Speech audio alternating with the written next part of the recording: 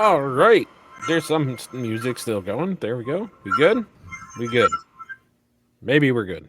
We're good. All right. Ladies and gentlemen, boys and girls, children of all ages, welcome back. Well, I should say welcome the first time to our first live stream, finally, of Age of the Forsaken. It's been a minute, but we got it going. Welcome, everybody. Some stuff has happened. To introduce myself, for those of you tuning in for the first time, I am Big Chief, your resident dungeon master, or at least that's what they call me.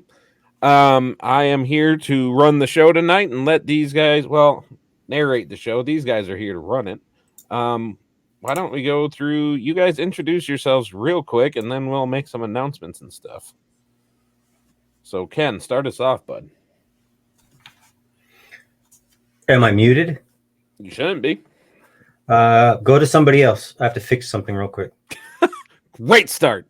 Patrick, go. I can't use that defense, can I? No. Hi.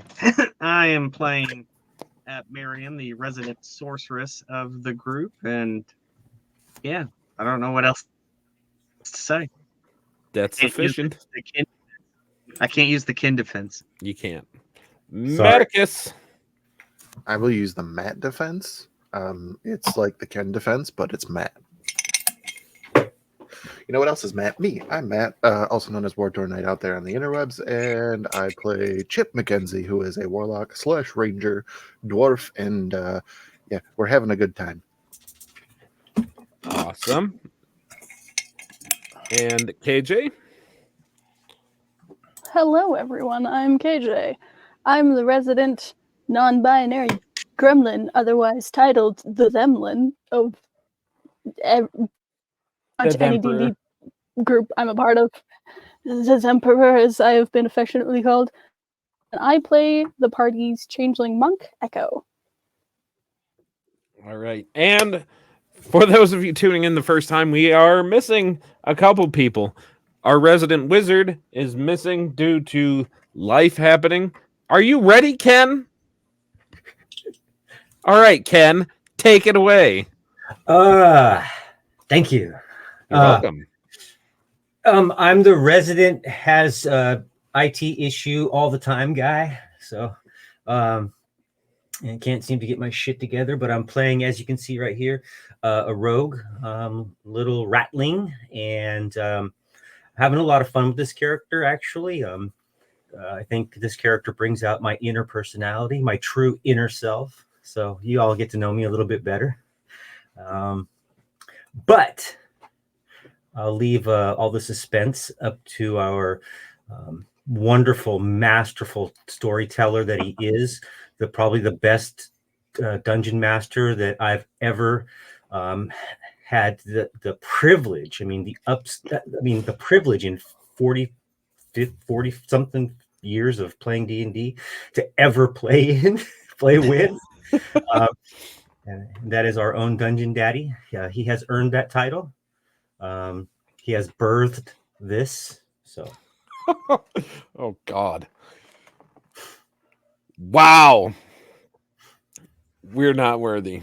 You guys are all worthy. I'm the one that's not worthy. I am your resident shit DM, otherwise known as Big Chief 1387 on the TikToks. You can find me there. I have put together a little thing called the Clockwork Nexus. That is our channel, and we are running this particular stream in conjunction with To Be Diced, which is, he's over there, Matt and KJ's business over there. Business channel, same thing. You guys got any announcements for To Be Diced? Anything going on there?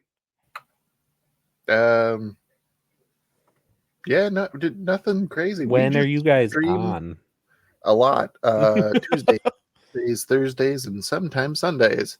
We're trying to get Sundays for our big finale, but we're working on it. It's finale, my fault. It really is. Your fault. Stop it.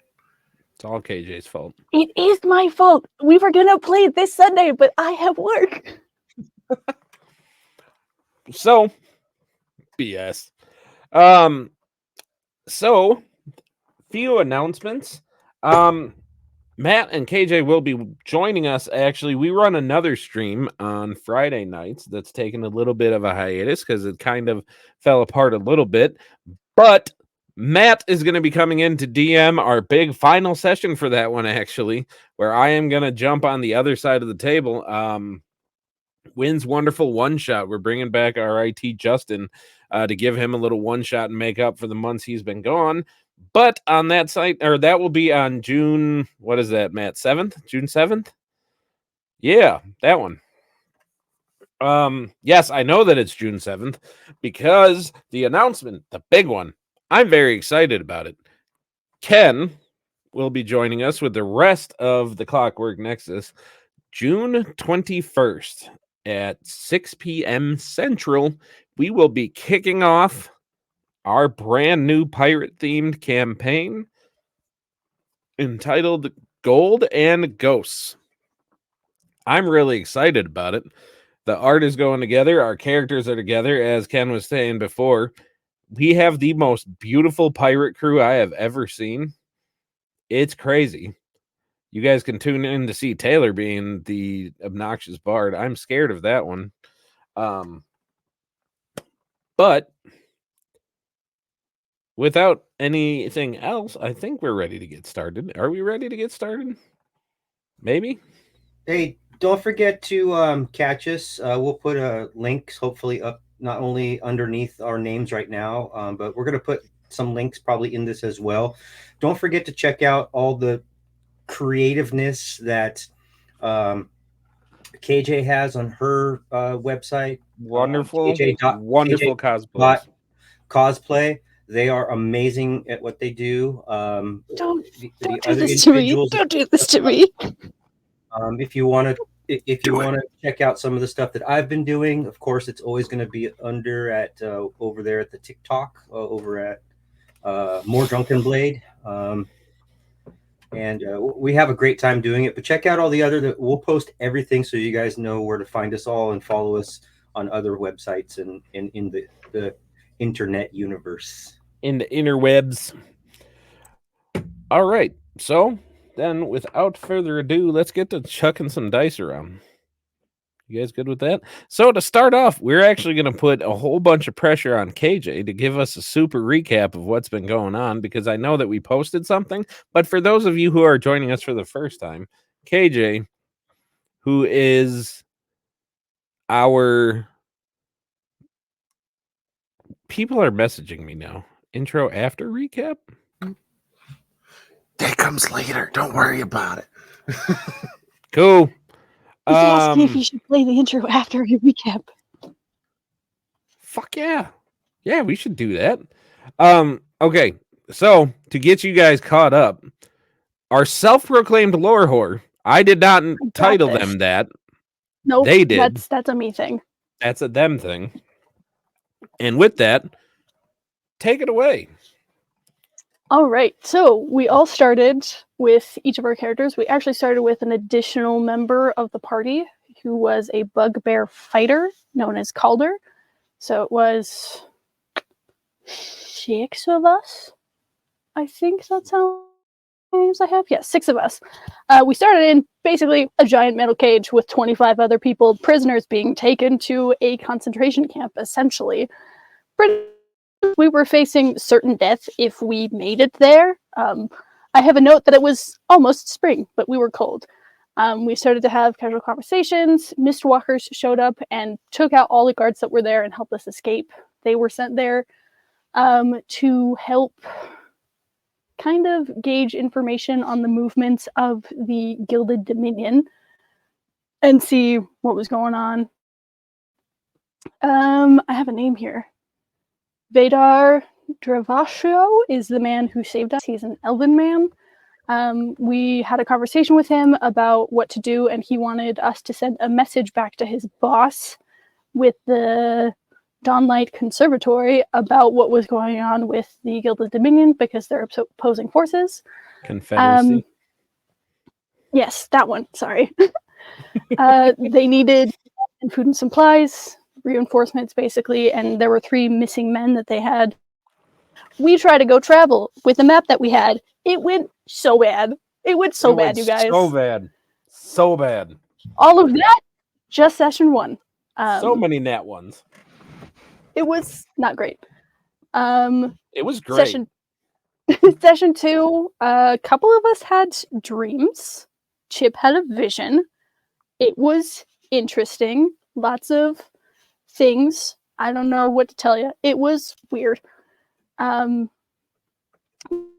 We stalked and headed out. We had a giant fight with giant spiders. We met some lizard folk. We took the path of justice instead of doing what we were told we were supposed to, because we were supposed to head to a lighthouse that Chip knew of to get passage to get to a place. I don't remember what it was. It's fine. And instead of going straight there, we met with these lizard folk who, it was a son and a dad.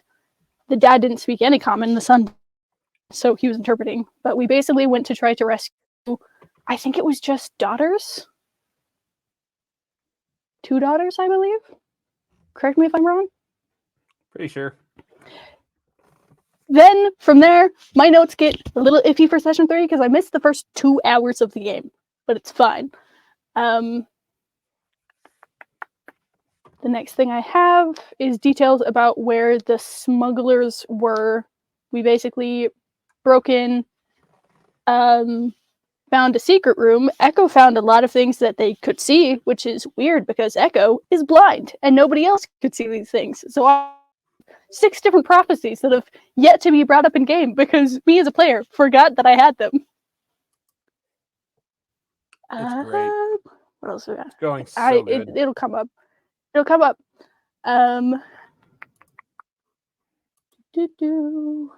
We rescue people. I'm having to do scrolling. I apologize. We talked about in-game about whether we were going to do party funds or splitting things, which I think we figured out that we were going to split everything. I don't know. It never really got confirmed. That's the problem. At some point, Rizinold got the nickname Rizzy, which has not come up since then. We made our way to a fort, which that went great. Equally good. On the way Everything there, we you got guys have been doing have on the been way so great. fine. It's fine. On the way there, we got attacked by a dragon kind, which is where after that Calder goes missing because he after the dragon because he was upset, and we lost track of him, but we had to keep moving on because we were kind of on a time limit. Oh, that night, Echo woke up with Chip just standing over them with a crossbow aimed at their head. That was a fun interaction. We got to the fort. Skip and Chip went around the side of it to get in. Echo, Riz, and Marion were just going to go straight front gates. And that was a terrible plan because we immediately got hit by a skeleton cages. There's a whole fight.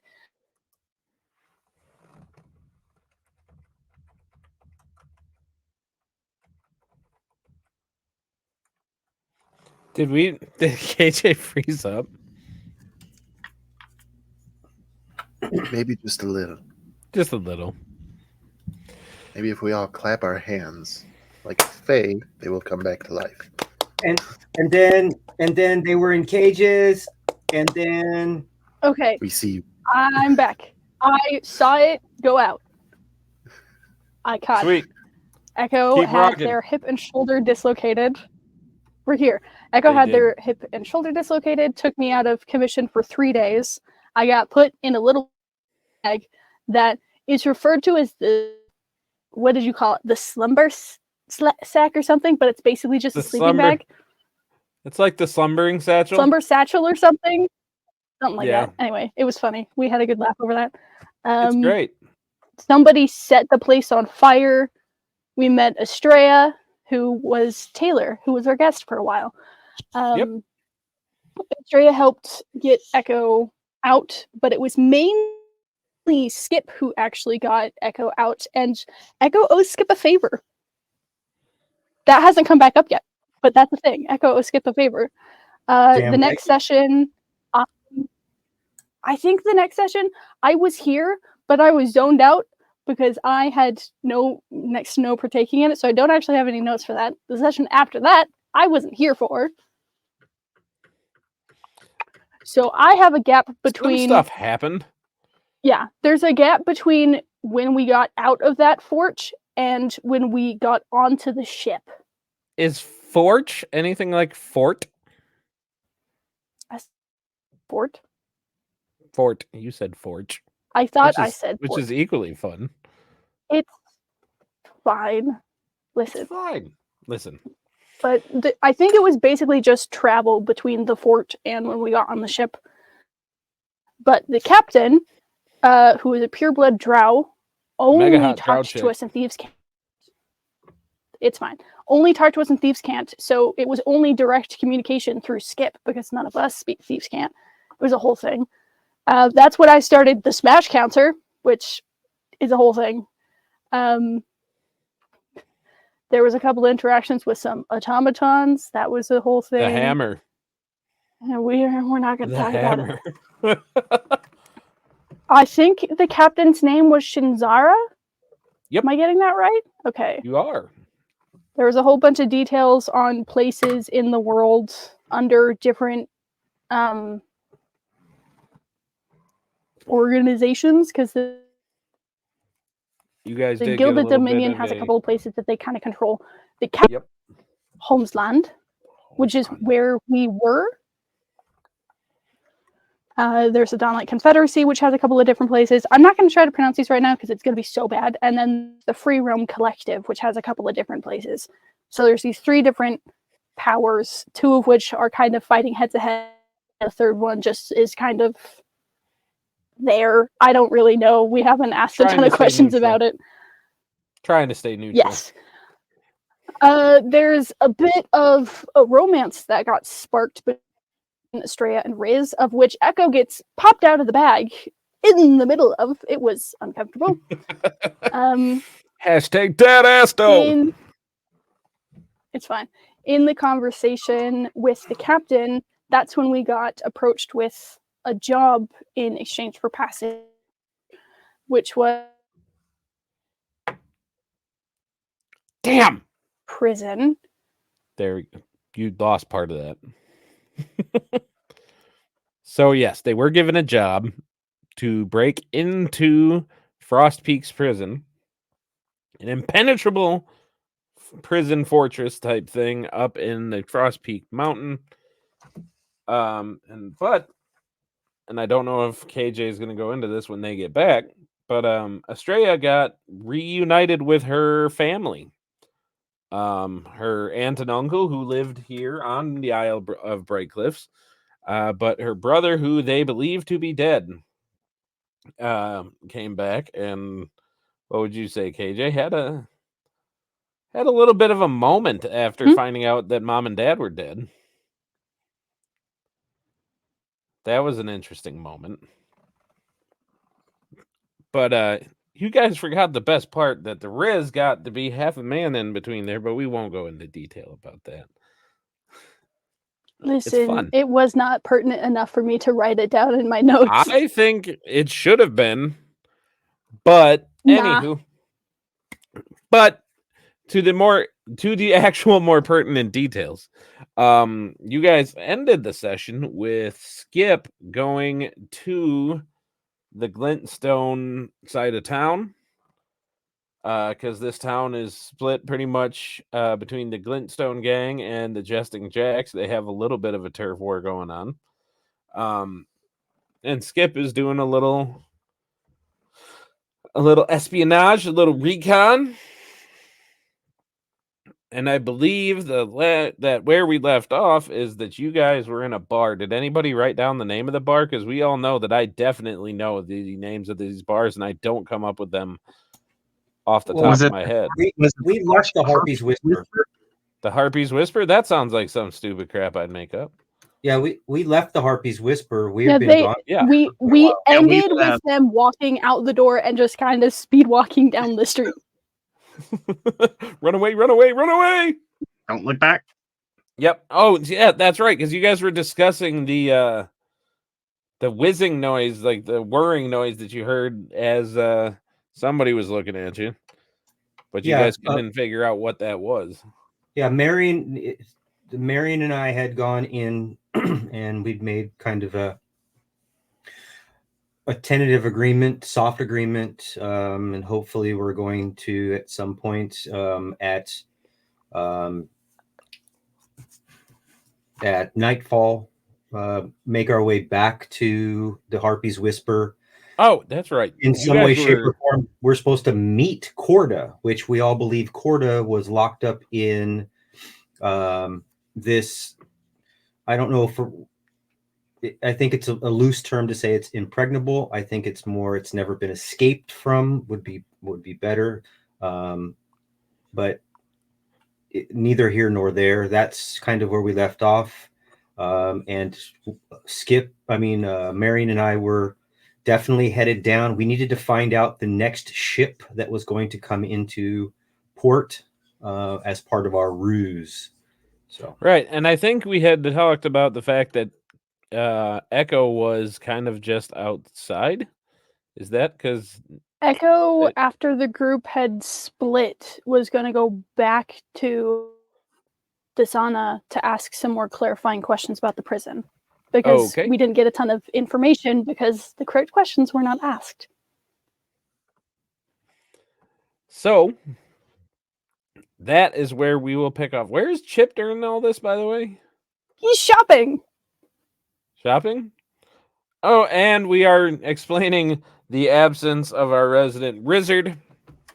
yeah, Chip. In that he Chip- had another appointment with a masseuse that worked wonders on his feet. So get your head out of the gutter. So that's where the wizard is. So with that, you guys tell me who's taking this off first and who I gotta be. Who wants first ups? I mean, I'll go. Why not? Take it away. So Echo, after having gotten the map and handed it to Riz, who is going to go to the archive or something to study it over, even though it's not what he's doing, it's fine. Echo would have waited until everybody had left and would have turned back to their mentor now that there's a little less chaos and fewer people here, giving them more ample opportunity to actually sit and ask some questions. I think basically what we had asked last time is if they had a map and like knew anything that we could give, and there was some very vague answers. I would start with just immediately cover some bases, asking.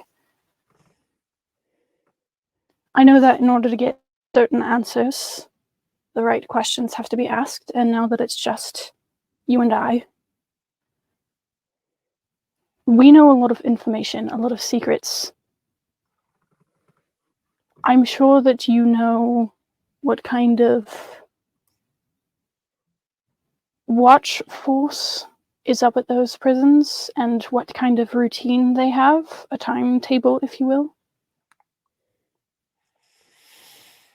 Is that something you would be able to tell me?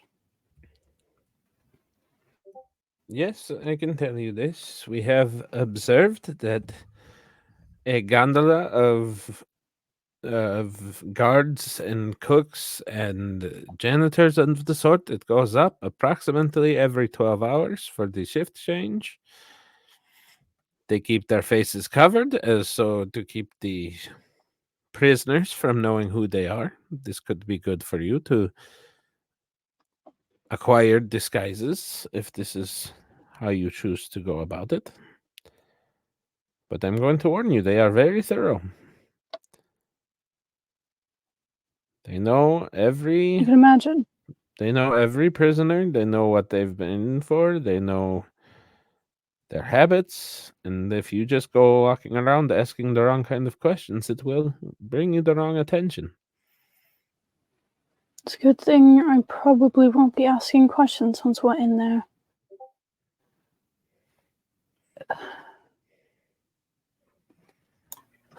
From what we know and the map that you gave us, are there any exit points getting us out that you might recommend?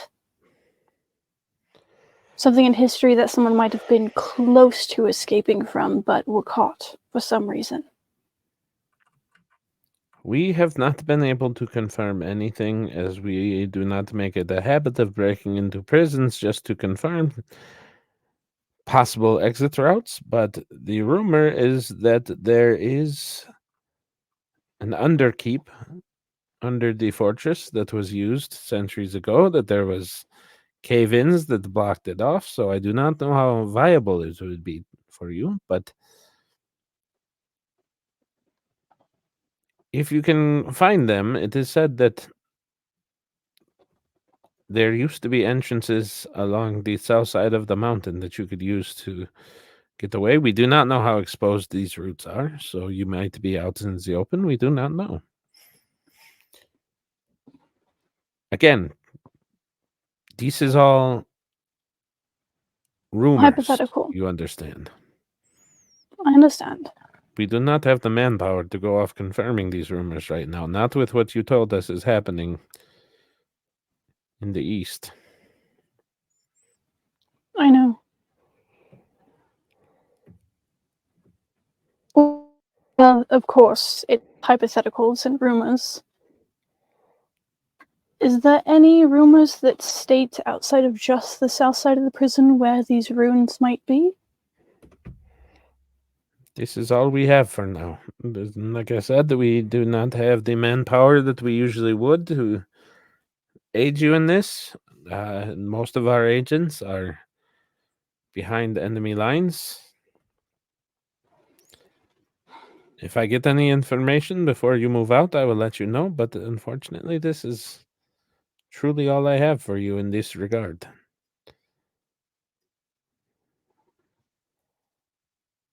What can I ask to clarify things?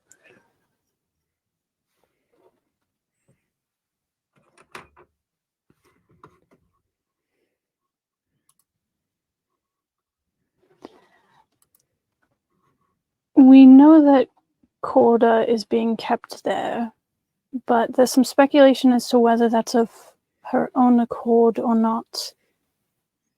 Do you happen to know anything about that?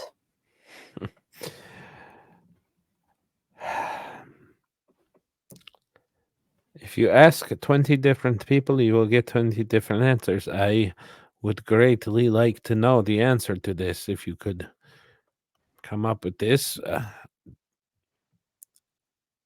She has been outstandingly successful during her time that she has been supposedly apprehended, but if she has figured out how to operate an entire guild while incarcerated, we have questions. Questions we would want answered. Understandable. Do you happen to know anyone part of the kitchen staff or janitorial staff that I might have seen before, or I have seen someone relatively similar enough that I could impersonate said individual?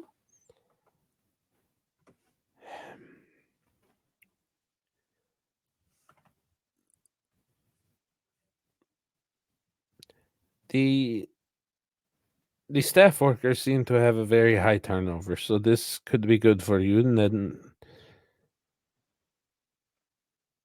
you might not need to impersonate it. You might just be able to slip in. The one consistent person that does go there, we have not been able to catch his name, but your little rat companion, he could probably pass for him, as they are ratkin, and not to be like racist or anything, but they kind of all do look very similar. Still mildly racist. I am 873 years old. Forgive me. I understand that.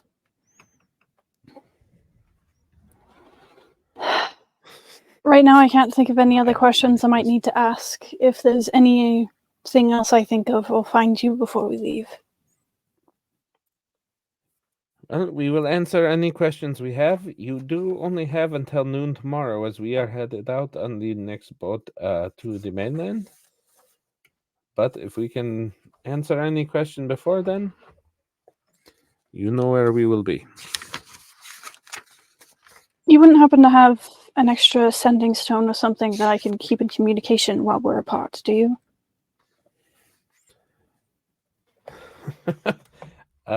Make a deck save real quick. A deck save? Oh boy. Where are my dice? At disadvantage because you're kind of blind. Fair. I'm not even going to argue with you on this one. Deck save. Oh no. Nah, that's an 8. No? All right. So yeah, you get pegged right in the forehead with a stone, and you hear, "Oh, shit! I am sorry, blind. I forgot. That was an oversight on my part, and I apologize greatly. Don't worry, it doesn't look that bad. Not like you can see anyway. You might Just want to kind put of some ice on touches where the rock hit. that. And there's It's definitely like a fine. little goose egg there.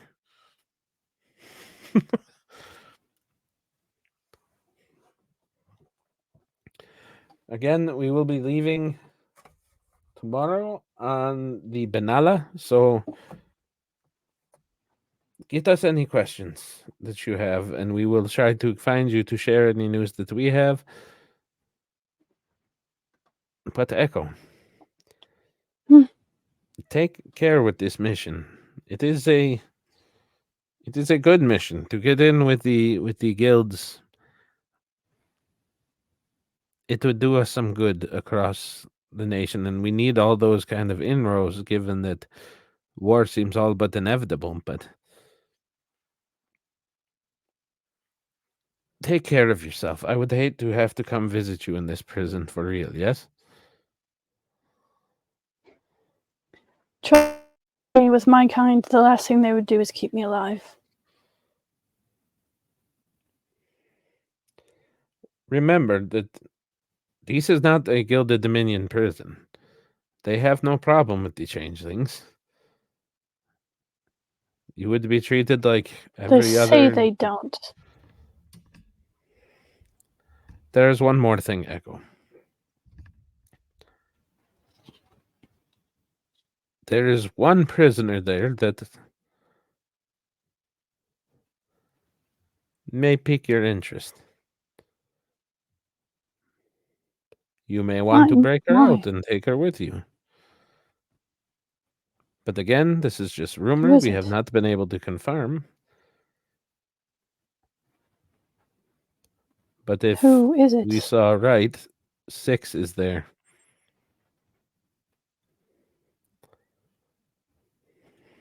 Six. Yes.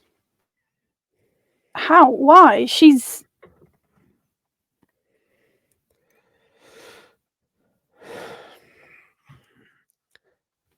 She is less discreet about her shifting abilities, and she may or may not have been caught impersonating somebody. I thought she was back home. Echo, you know that 6 never stays home too long. She is too restless. And that girl, she moves faster than what is good for her.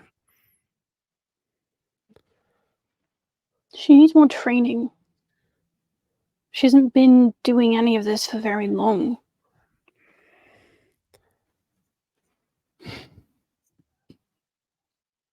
She does need more training, but unfortunately her master has passed, and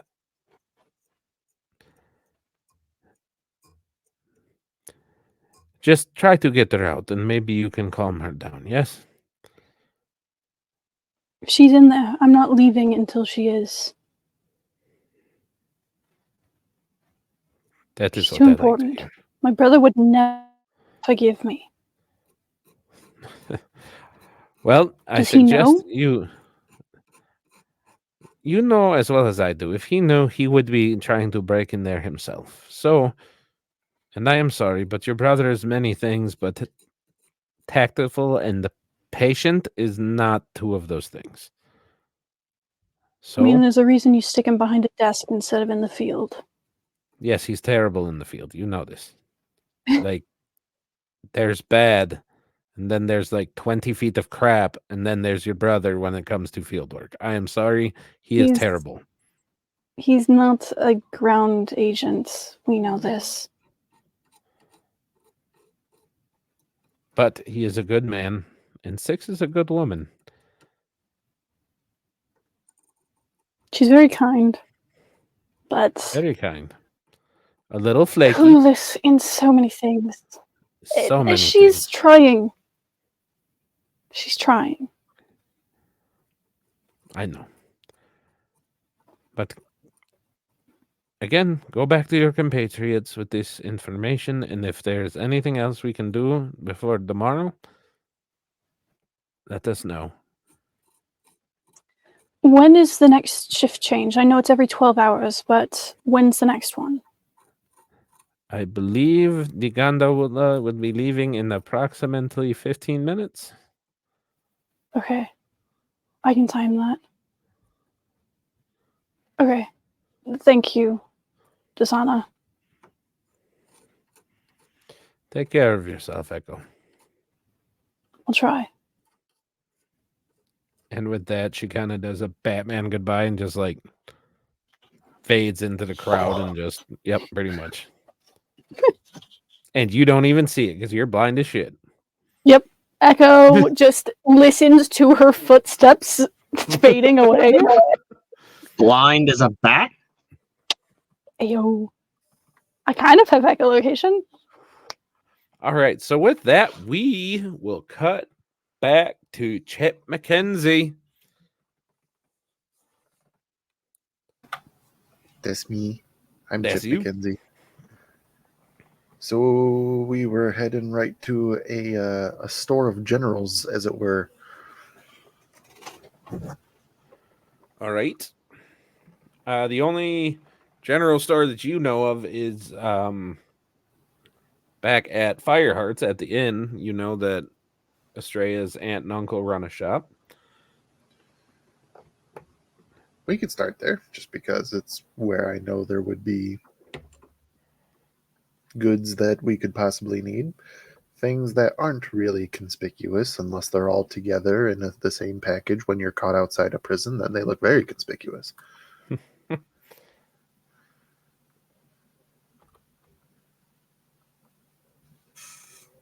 All right. So you walk in and you do see Estrella's uncle that is just bringing in a load of freshly quenched blades that just have had the handles worked on. So, and it's nothing special looking. It's just your basic short swords, long swords, that kind of stuff. Maybe a rapier or two. Nice, nice. But Is then this you the do kind of see, shop where you wander the shelves, or you walk up to a counter and you say, I need this, this, and this? well, you can browse a little bit, but definitely if you're looking for something specific, then just going up to her aunt is kind of the better way to go. Probably exactly what we'd do then. Okay. Just walk up and hello again. Seems that we'll be needing to pick up a few things if you've got a moment. Yes. What do you need? What you're looking for? It appears we're going to be going on a wee bit of an excursion. My mates and I will going to be needing 5 sets of climbing gear. Right. All right. Probably could do with a couple extra spools of rope. You know, you don't want to be falling about and shite like that. Okay, and she slams up a couple things of rope, about 100 feet of rope. It's fair. It's fair. There's also where we're going. It's going to be mighty cold. Do you have just a couple different sizes of like warm cloaks, maybe? Just an extra blanket or two for, we might be camping out, so gotta stay warm, All right, and she slams up like a full set of fur stuff for each of you. The smallest of which looks like it might be a little big on Skip, but sorry, I don't normally say what? Child size. Pretty much like sorry about the child size there. We don't usually get folk that small around here. Right, it's no biggie. I guess it's a little bit of a anyway. Yeah, I'm sure we'll make do. How about trying to literally think his way around this. Not quite sure how above board Auntie and Uncle are. He's just gonna be, one of Well, us has spit a it out, habit boy. of. You have a set of lock picks, maybe.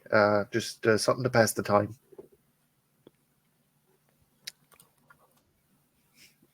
Right. That's not something that we can provide, but if you get your buddy Skip there to go to the Jesting Jacks, they always have a few extras. But this is not something that we provide. I'm sorry. Oh, it's no big deal. No worries, no worry. How about some potions of healing?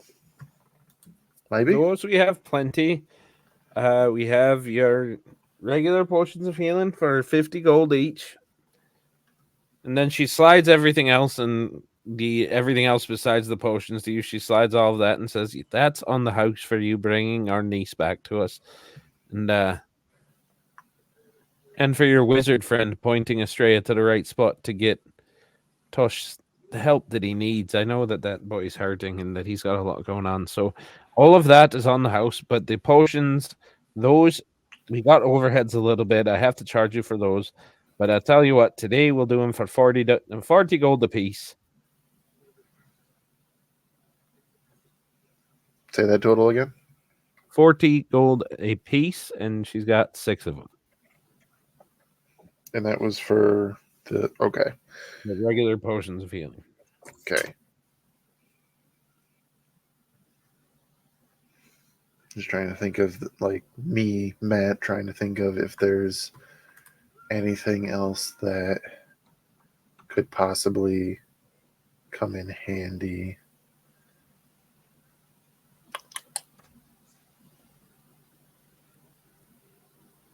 You know what? We're gonna go for. Do you happen to have a few pieces of chalk, maybe? Aye. All right. Chalk again. I'm not going to charge you for that. Take a few of those. That's fine.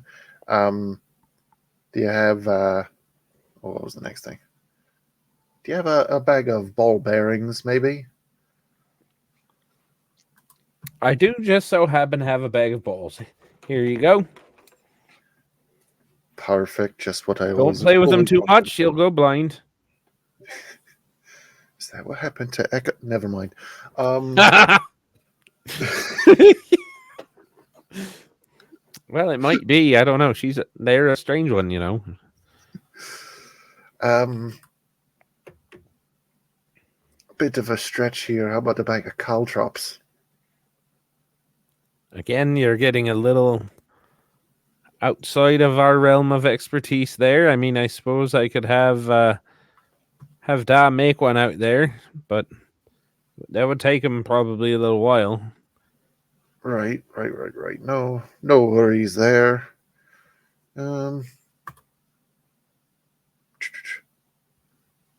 Perhaps some. I never quite know how to say this because I've heard Python, I've heard Python, depending on how French you are, I guess.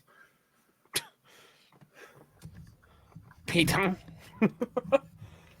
Climbing gear you looking for? Is that what you're looking? We got Well, I know that there's the sets with the the harnesses and stuff, and I Yes. asked for those, but the pitons, just for the hammerings of the the anchor points. Don't want to Okay. be falling off of these the hike. We're going on a hike. All right. Where exactly are you heading to that you're needing this kind of climbing gear? Oh, just a little spot up the way. It's just up the road. She kind of gives you like the knowing look. I don't need to know. And she just slides them over. Gotcha.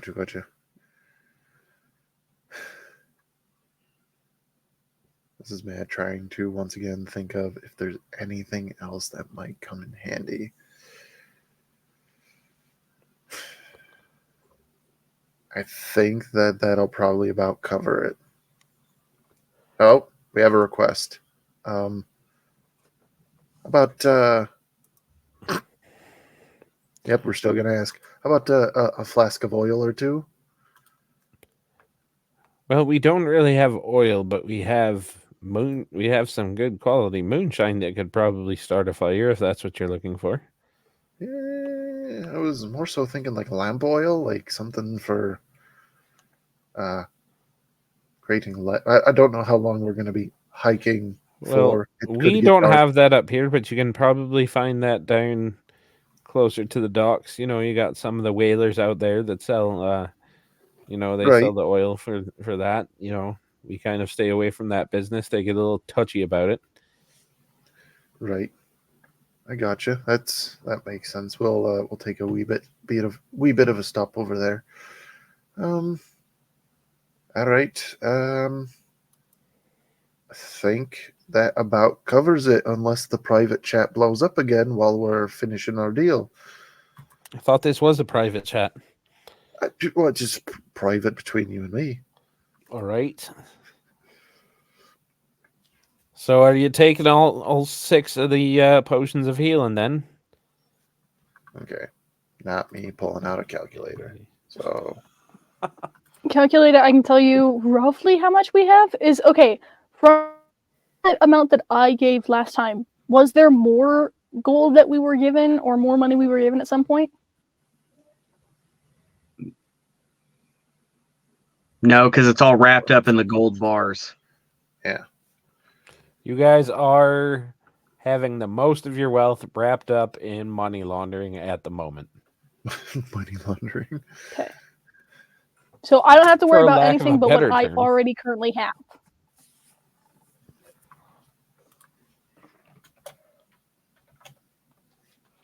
Give me a number, Matt. I'll tell you if we got So- enough. It was 6 of them, and I believe at a rate of 40 a piece, it would be 240 gold. And I know that some things we're getting comped for. What else are we being charged for out of the things That's that I asked it. for? Oh, just that. Yep. 240 gold? How are we looking? She is very appreciative over the fact that you brought Estrella back. So they are giving you pretty much everything you asked for on the house, but the potions of healing, she's got some overheads with that one, so she's gonna make some kind of a profit.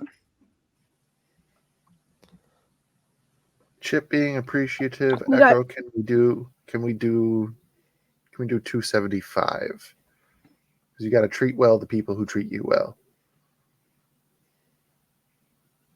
Yes.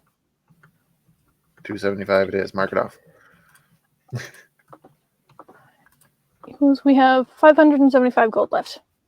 So we're still getting a discount. We have a lot of potions feeling. I suspect we're going to be getting fucked up, and we don't really have a healer. So this is, you know what? Yeah, I could do that.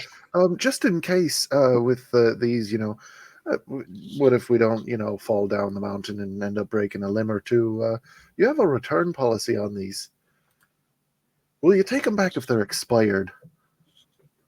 If You're asking if we'll take the potions back if they're expired.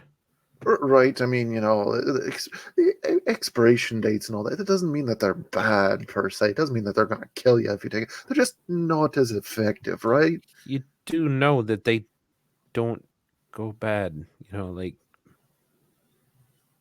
they're good. So, to my original question, what's the return policy in general? Like, if we don't use all of these, can we bring them back to you? I mean, sure. Right. Gotcha. All righty. You're a strange dwarf, a little bit. It's, Why Yeah. is that rat cuddling under your beard?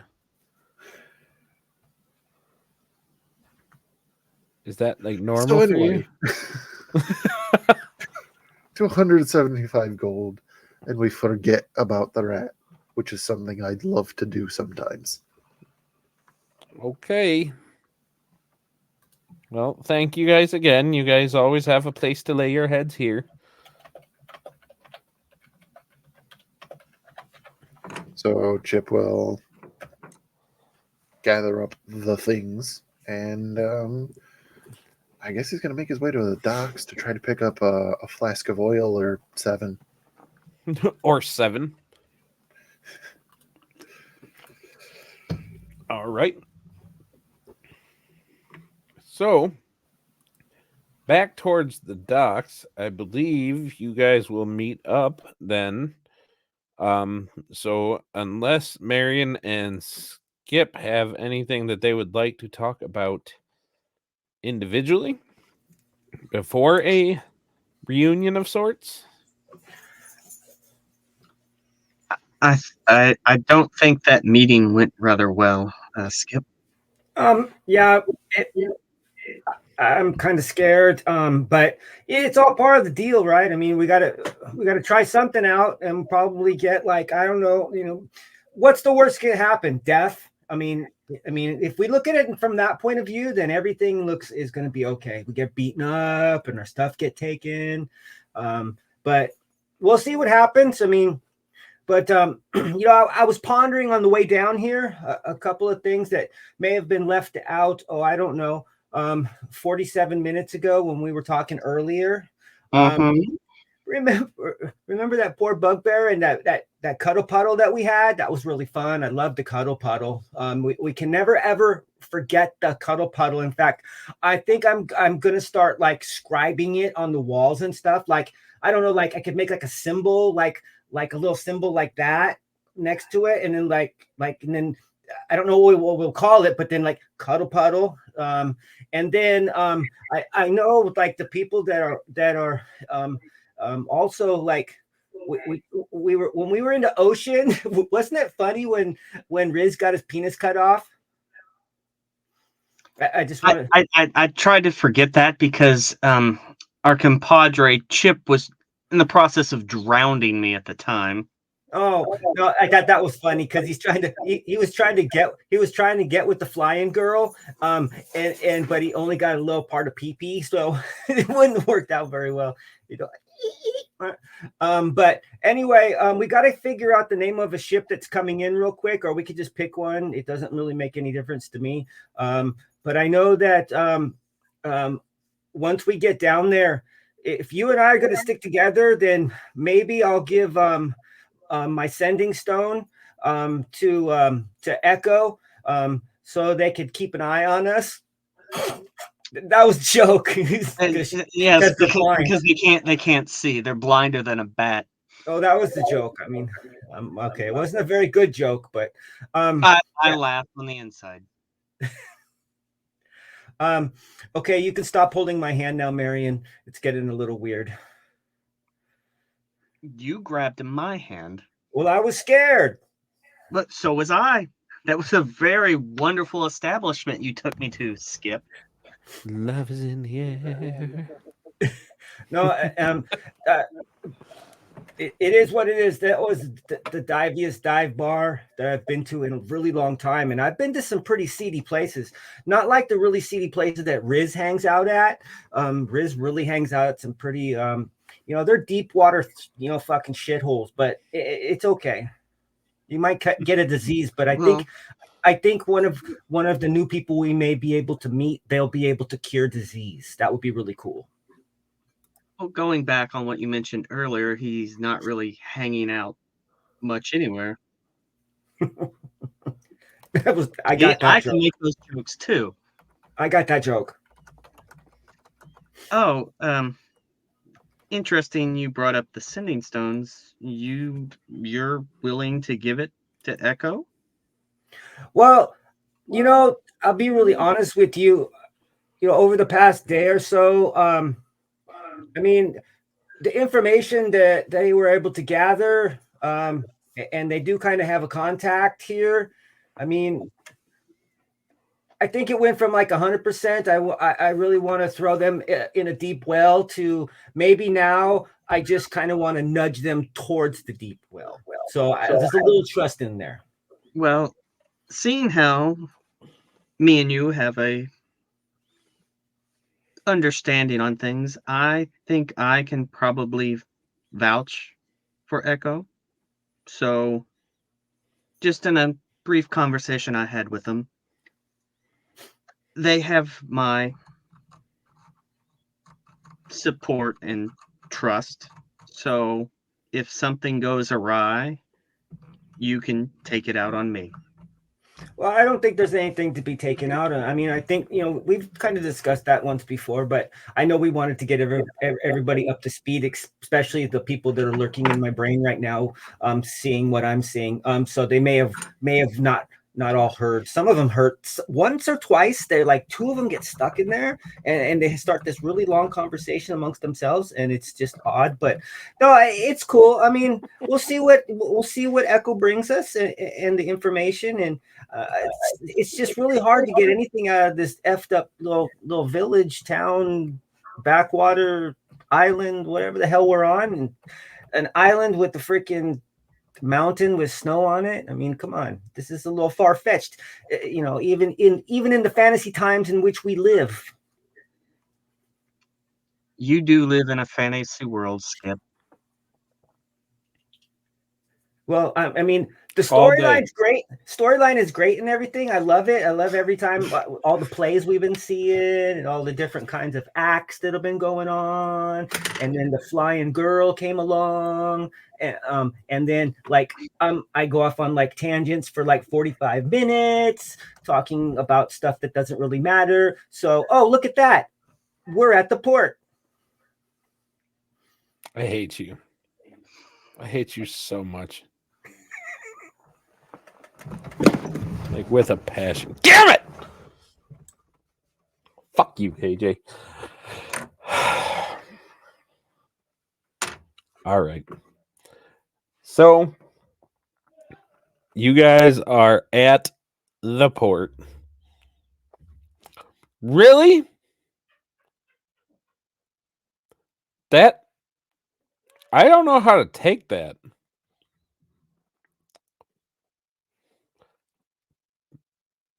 I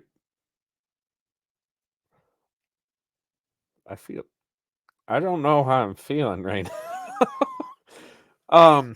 Okay. Okay, listen. So what had happened was that KJ was throwing me off. Okay.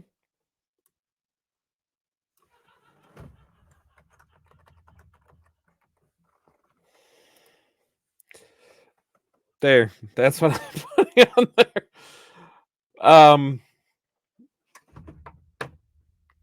Fuck you, KJ. Okay. Port. In the port. You guys came to the port for a very important reason. Okay. So, as you guys are sitting here talking, no, you don't. You lose. You lose in every conceivable way. See, it's not fair because I can't drop something like that on you because I'll have a Matt and a Taylor beating the crap out of me. It's not a fucking fair fight. Anyway. Brought to you by the private chat that's going on right over. Yeah, you guys there. don't get to know that. That's private. There. That's for us. Shh. Anyway. Okay, so you guys are at the port. You see Echo tapping her staff, making her way. You see Chip coming with a handful of shit, or no, I suppose you would have shoved that in your satchel. I forget what I called it. The something cash. Your shared bags of holding. KJ really got me thrown for a loop on that one. Yeah. Okay, so you guys all meet up. Take it from there so that I can collect my thoughts. All day. All right, yeah, go. Do your thing. What's happening? What's the conversation? Um, really quick, Marion, there's Echo over there. She doesn't, or they don't look like they're doing very well. It does look like there's an abnormally large bump on the head. Can I hear Skip? Hey, Echo! Yeah, Echo would just kind of. I guess that didn't make any sense. I'm over here waving at them, and they're like trying to make all kinds. I'm like jumping. I didn't have the heart to tell you to see that. When you yelled, Echo's head just kind of turned in your direction, and they turned to start walking towards you guys. Echo, you're 24 feet from Echo, you're 20. Echo, you're 23. Echo, you're 21. Echo, you're 22 feet Skip, from us. Skip, I got it. I got it. He's being extra today. I'm just echoing what they're saying. Was that a joke? No, it was poor.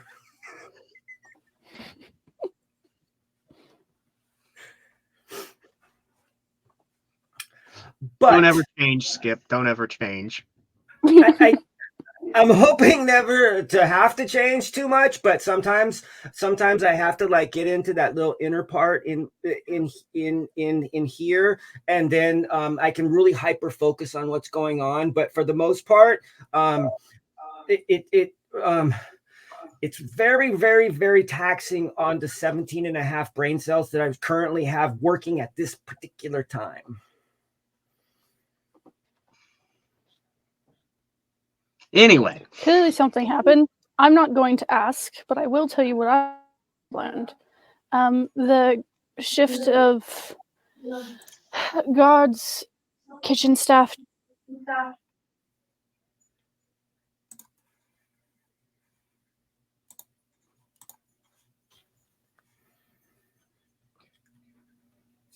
I know that they are blind, but are they mute too?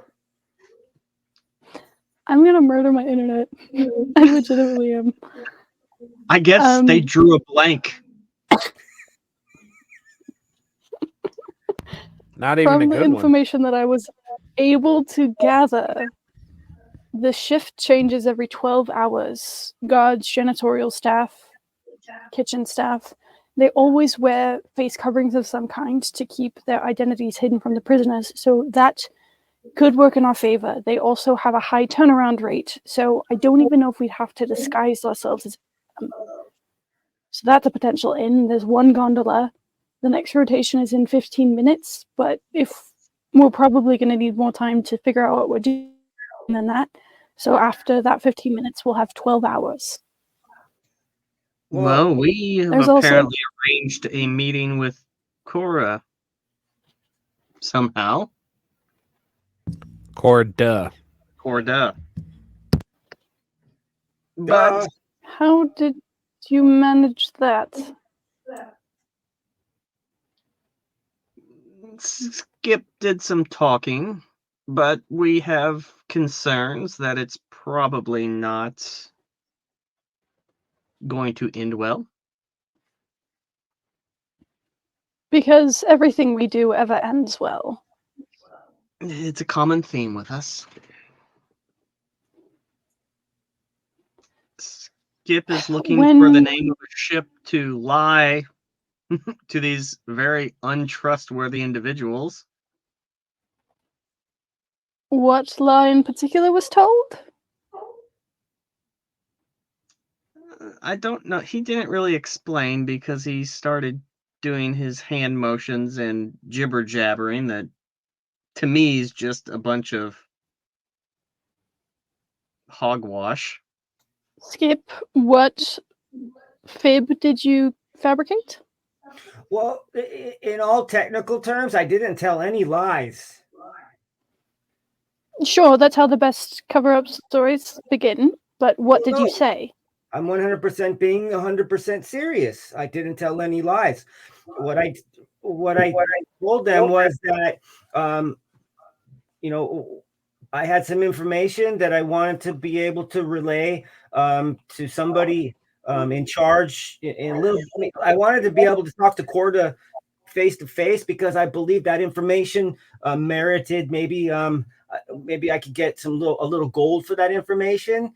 Maybe something in exchange monetarily, but basically I told them one part of this was that there was some individuals that maybe already here or they're getting here on a ship that were there to assassinate them, and I know that person when I see them, and I could describe that person. And then in the back of my head, I was thinking that maybe you could impersonate somebody and come up, sneak onto the ship, and then come back off the ship, and I could say, "That's them right there, get them." And that would kind of like, it wasn't a lie; it was just kind of a thing. And then the other part was also to kind of sweeten the deal. I told them that also coming aboard the ship either today or tomorrow, that we were going to have a bunch of gold that needed to be laundered, and they offered us 15% to launder it. And then I said, well, you know what, because I trust you guys so well, and you are so well endowed, big giant green guy with the big ball sack hanging down. I said, we'll give you 20%. And it wasn't a lie. I would give him 20% if he was going to do it. But so still not really lying too much. Maybe I did a little bit, but he didn't seem to have any like insight against me. So I think it went well. All right, so let's build more hypotheticals off of this scenario that we've created. If I were to, say, impersonate an individual and somehow get onto the ship before it docks, what happens once I'm caught?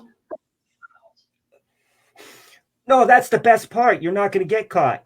Because like, and here I start to whisper because I don't want anybody to overhear us talking out in the middle of the port. But no, I was thinking like, you could be like one person and then do your thing into the another person, and we'll surround you a little bit, and you're like whoosh, you'll kind of like Batman into the crowd. That sounds good. I saw that play once. Okay, so working off of this, it is possible. I would have to have 6 seconds of break between their eye line to be able to pull it off, but it is possible. Oh, we could 6 seconds, definitely. I usually last about 5 seconds, but 6 seconds, I think we could do that for you. It's easy. We got this. That's the easy part.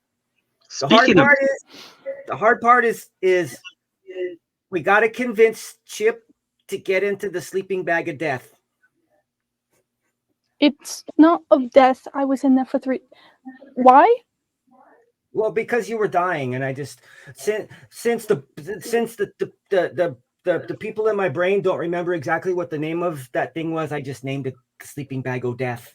Because you were almost dead, and then we put you in there, and then you were alive again. It has so healing properties. A sleeping bag of the undead. That sounds ominous. Sure. It's better than we'll go with that. So this meeting happens. You give them information about whatever ship is next to dock in port, from what I'm assuming. But the only way the next part of me impersonating would happen is if this initial meeting goes well. Oh, it won't. Well, no, not necessarily. I mean, we may not even have to use plan L44. We might not have to use that one, or L47. To be really honest with you, we could just move ahead with, hey, you know what? You don't even need to be on the ship, because if shit goes south, then I'm sure that Mary and I can get the hell out of there, and then you won't even be in like the equation. Oh, and hey, by the way, here's my sending stone, so you have it. Oh, that's actually was going to be part of my next point. Was if you two are the only ones who are expected at this meeting, what do Chip and I do? And Riz? I was psychic. See, I knew it. Well, we could potentially smuggle Chip inside the sleeping bag of undeath. And you can hear conversation from is inside there, so officially he'd be called- privy to. It is officially called a slumbering satchel. I have looked it up. It is not the bag o' death. It is the slumbering satchel, aka The bag o' death sleeping now. bag. It is the bag o' death. Bag o' death. It's a bag of death, bag of undead deathers. So you hypothetically get Skip in there. Not Skip, Chip. The other one. Jesus Christ.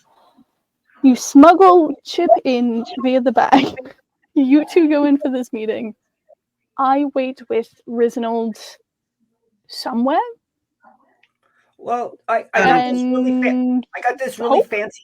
I got a fancy coin that you might be able to use so that they don't harass you if you're just like, because at nighttime, because we gotta meet tonight, and we're supposed to meet at dark, so it'll be like, I know you can't see, but you won't be able to feel the sun on your face, and when that happens, you don't want to be over there without some kind of safety net.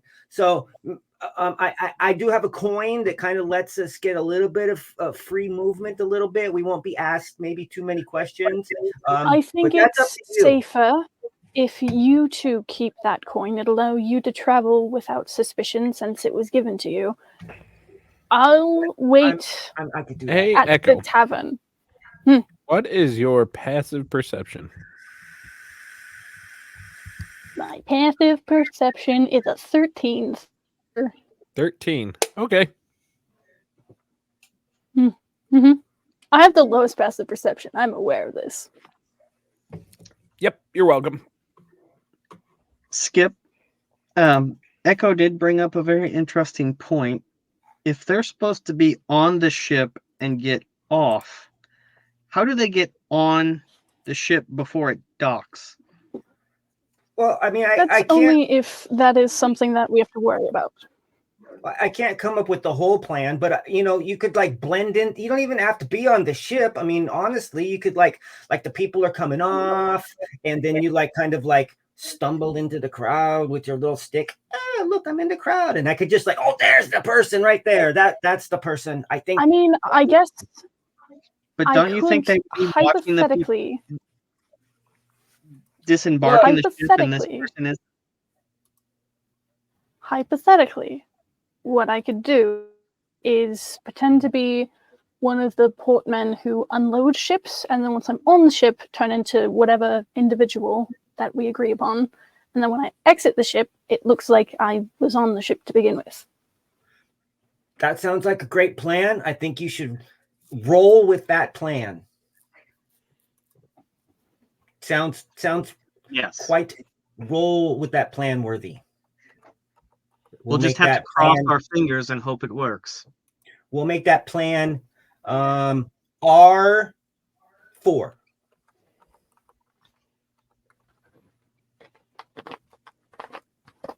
No, R7. Sorry, 7. I want to confuse those two.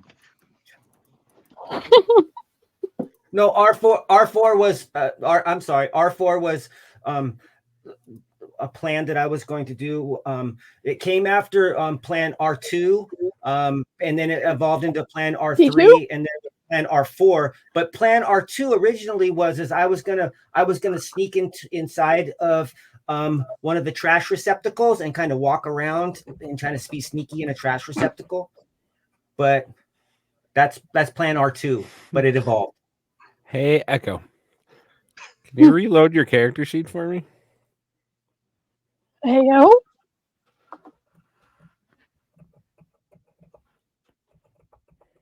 What has happened?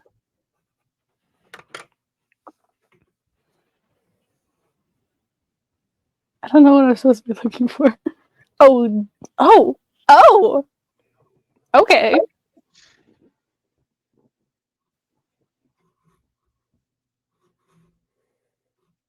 You lost intelligence listening to mine and Skip's plan. Oh, Your intelligence drops. For the next 6 hours, your intelligence score is reduced to 3.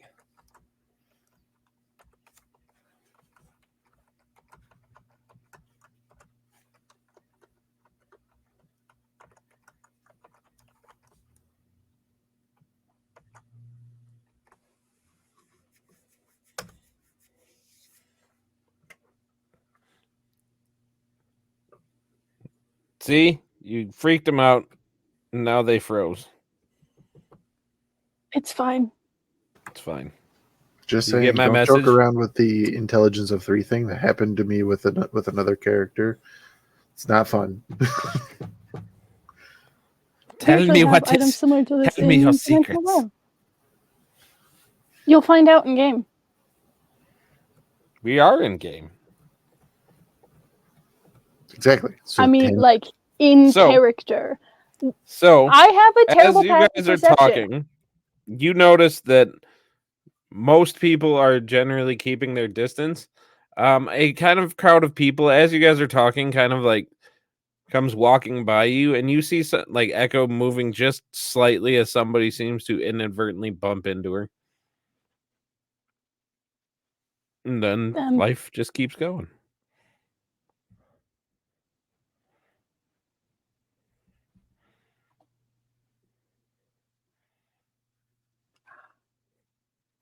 Don't all you guys talk at once now? What time of day is this I currently? understand. It's currently later in the afternoon at this point.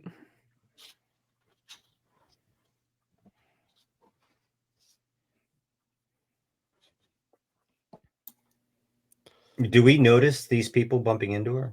I have a passive perception of 13 as well, so. With a passive perception of 13, you would have noticed this crowd of people, but you know, it's not the first one that's walked by. It's just this is the first time somebody bumped into her, but it didn't look like it was like out of the realm of normal. Like just looked like when you say a crowd of people is that 4, 5, 10, 90?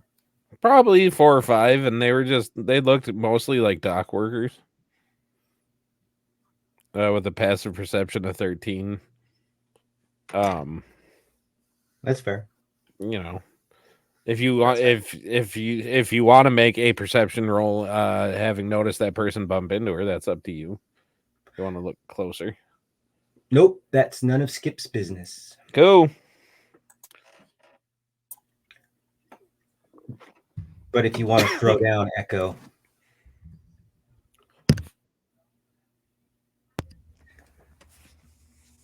we can have a ye old port battle. All right. Does anybody have a passive perception of over 15? Or No. 15 or over? No. Nope. I think this is a 14. Chip? Nope. All right. In that case, it takes you guys a minute. But you do eventually see a pair of men walking around. One of them has a very large ledger and is writing names down at each. You know, they kind of seem to be stopping at each dock.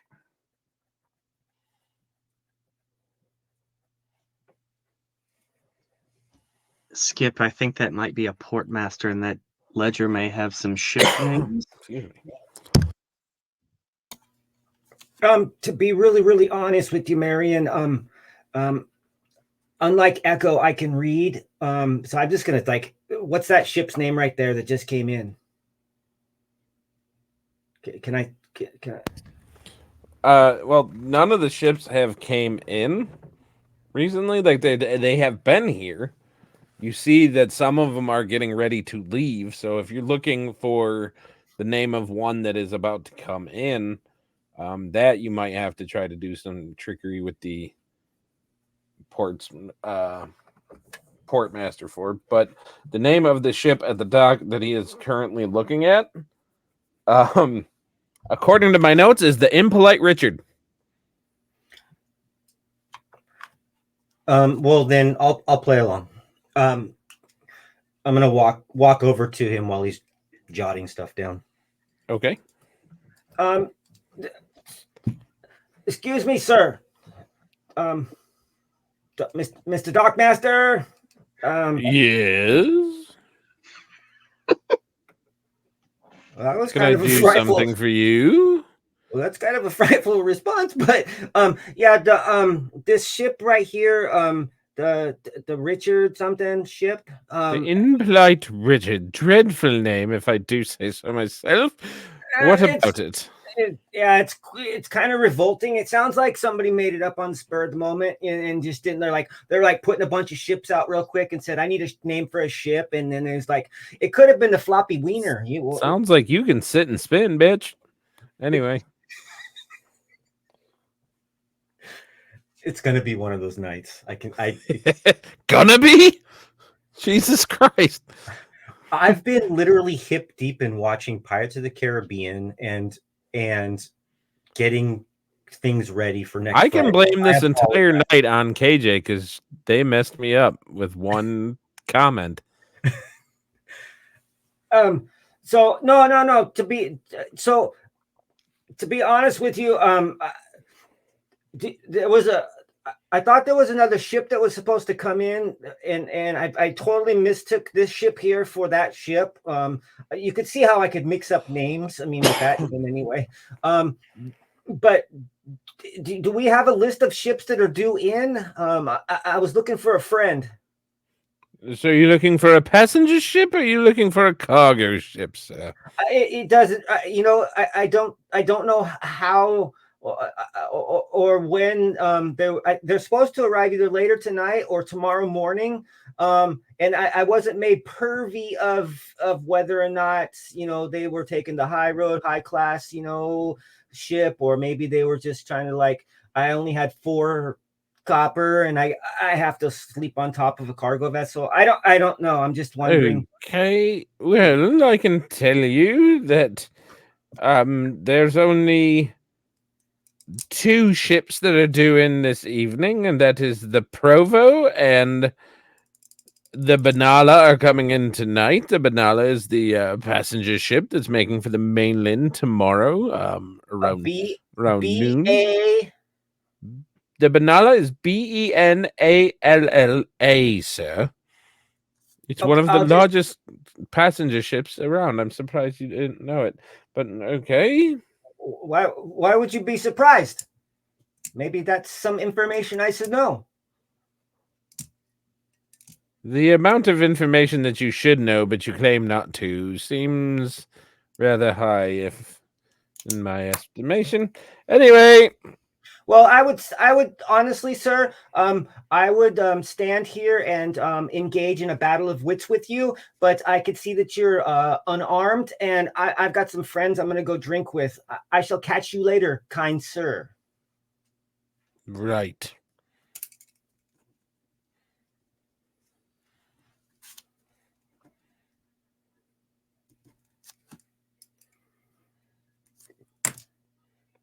So okay, I got the name of the ship. Everybody's passive perception is under 15, right? Okay. Good to know.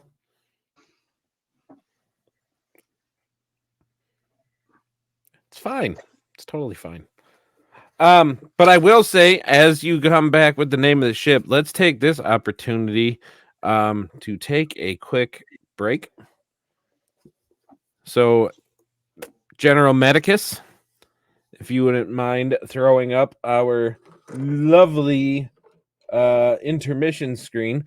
You guys know who made this for me. Can you give him a shout out? Because I can't find his details in my notes at this moment. Michael St. Gregory, everybody. He made the lovely layout for this. All of the videos that we have, both intros, intermissions, countdowns, all of it. He also is the producer for To Be Diced. Throw a little shout out for that. So all of our shows that Matt and I are a part of, he produces and helps with all of those. He's amazing. Go check him out. He's always open for commissions. He is also going to be doing the work for Golden Ghosts when that comes out. We're going to be getting him our information on Friday. So June 21st, be on the lookout for that. I'm really excited to see what he can do. But for now, let's take 5 minutes for a little bio break for everybody. And we will get to it. And maybe, just maybe, you guys might actually fight something today. I don't know. Maybe. You guys are on.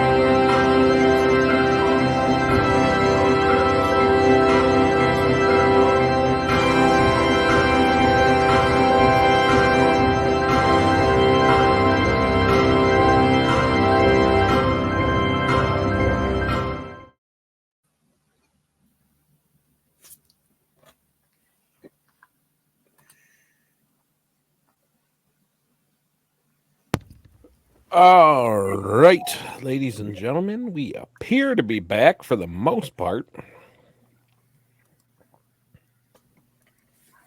Mostly. Echo. For the viewing audience out there, just a little bit of backstory, really quick. I'm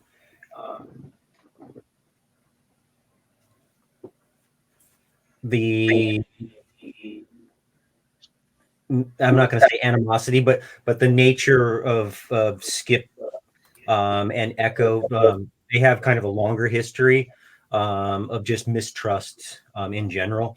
But as you saw earlier, Marion has done a pretty good job of kind of quelling that. But there's no hate here. It's all fun until somebody gets to talk.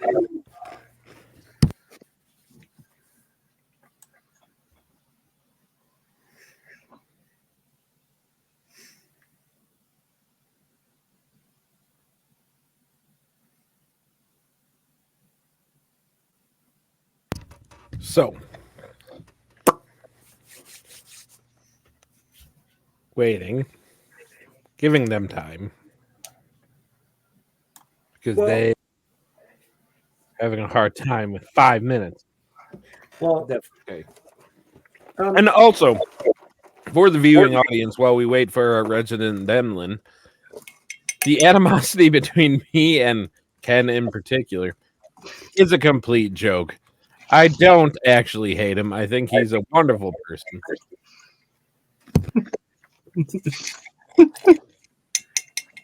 No, I'm just having fun. We're all having fun here. I mean, that's part of the thing. I hope that comes across at some point is that Brian, our DM, and I have developed a pretty damn good relationship.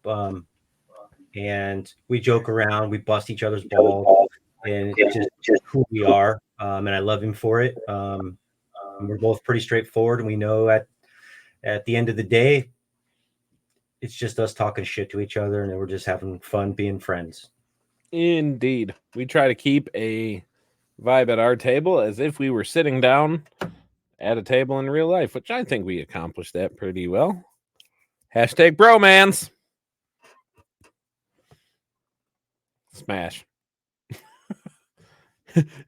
In the immortal words of Taylor, smash.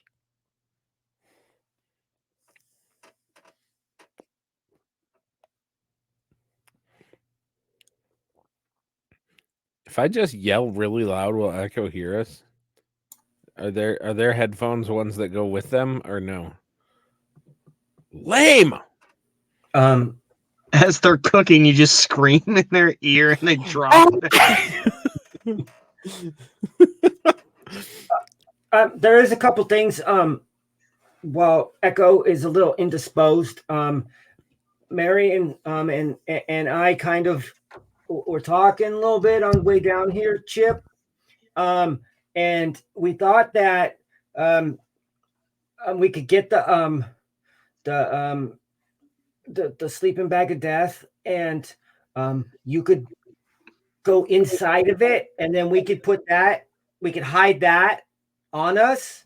That way there's 3 of us in there in case some shit goes down.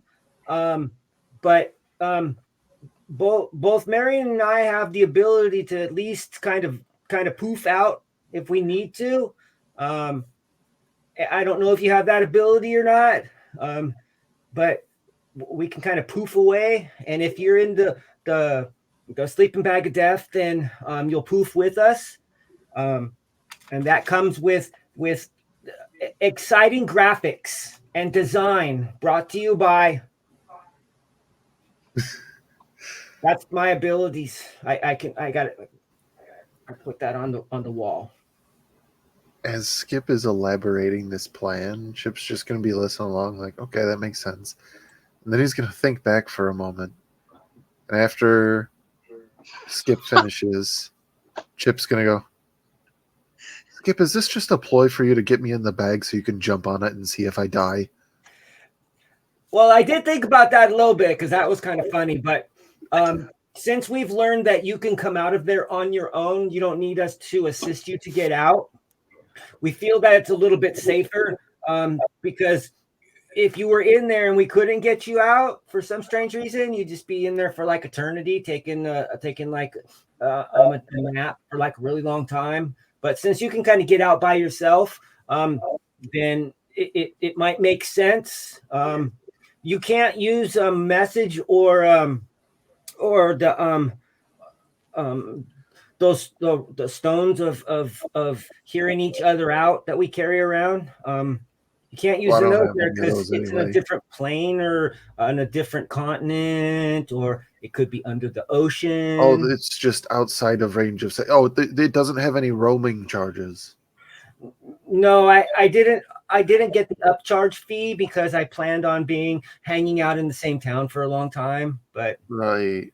I got you. That makes sense. You see, when I had one previously, I had to give it up. Couldn't keep up with the monthly fees, but living near a border area, I had to get those because sometimes you would just think that you're in the other continent, but it was just so crazy. It yeah, sucked actually. it happens. I mean, I totally get it. But maybe we could upgrade it at some point in time when we get rich and famous, and be able to communicate via every spectrum of the rainbow and the world and all the different planets. And Yeah. one of the The voices is telling me to spectrums of shut the the hell rainbow. up and so we can get playing. Okay, gotcha. You're right. The different spectrums of the rainbow, because obviously we need to make a rainbow connection. Well, yeah, of course. Why? I mean, I mean, you have to look at the world sometimes, Chip. Look at the world and its beautiful colors. I mean, you have red dragons and green dragons, and you have the ever most popular chromatic dragon that's like every color of the rainbow. Sometimes the rainbow tastes you. Yeah, and then there's just I saw it in a play one time. There was this one dragon that had 5 different colors and 5 different heads, and it was like it would eat people. And I think his name was Tiny Mott or something like that, like small. I don't remember. I saw one that was similar than that, except it was just some weird summoning game they played with cards. Oh yeah. But nope. They Nope, have the most you're not beautiful touching blue that one eyes, because don't I know they? the name that I want to say, and I'm not going to because I'm going to get in trouble. So I'm going to just move on past this. All right. So now the resident Themlin is back. The conversation, does it turn to something more serious than talking about weird ass, stupid ass card games? That's kind of offensive because I don't care about your thought about the game, the card game that saves people lives that's played by a boy child man. But the fact of the matter is that the evil sorcerer Hasbro will come and get you and find you. Probably. The one that I'm talking about is a Bandai product. That's also true. I was thinking MTG, and they're too broke. They're too broke to sue anybody. So let's be real. Anyway, disclaimer: I know nothing about their financial standing at any point, so please don't sue us because I don't have anything to give you. I'm more broke than you are, Bandai. That says something. No, hey, Bandai. Seriously, Bandai, if you want to sue me for anything I've slandered or said against you, please do that because even bad press is good press. And I would love to go from a measly 1,400 followers to 14 million because you decided you wanted to sue me. Go ahead. I got nothing. I still don't advocate getting sued, but you know. Get back. It's not Bandai. It's Konami. I just looked it up. Konami. That being said, Konami, if you do have something to say about it, I have nothing to say, but it's time to duel. Well, I was going to catch them all, but never mind. You will get sued by them. Yeah, they will have us They will working see for it. them. I'm afraid somebody's going to come knocking on my door if I say anything about MTG, though. Yeah, don't do that. Anyway, We're on a dock. Anywho, If the Pinkertons are really out there and they want to come and knock on my door, not a problem. Just make sure that you videotape it and put it on okay. your channel for me. On a quick break before getting back into the RP for real. Did you know Red Dead Redemption 2 was legitimately sued by the Pinkerton Detective Agency, which is a real thing, because they didn't like how they were portrayed, despite how accurate it was. They didn't like how they were portrayed in the game. Who knew? Anyway, I was about to say back to reality, but that's not where we're going. Back to Dungeoning and Dragoning.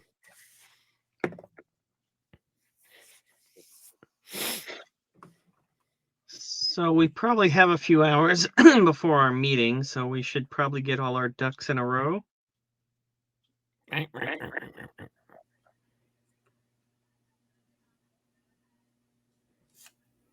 Well, I mean, instead of like hanging out on the dock all day, I'm getting well, I don't get sunburns, but the paler folk among us might get some sunburn. Maybe we could just go back and chill at the bar and wait for Riz to appear if he's going to appear. I mean, he may be having a great time getting that foot massage or the toe nail cleaning or his back. Well, he pimples has our popped. map, so Well, we really don't need a map right now. The mountain's right there. 10 minutes and counting. I win. Anyway, low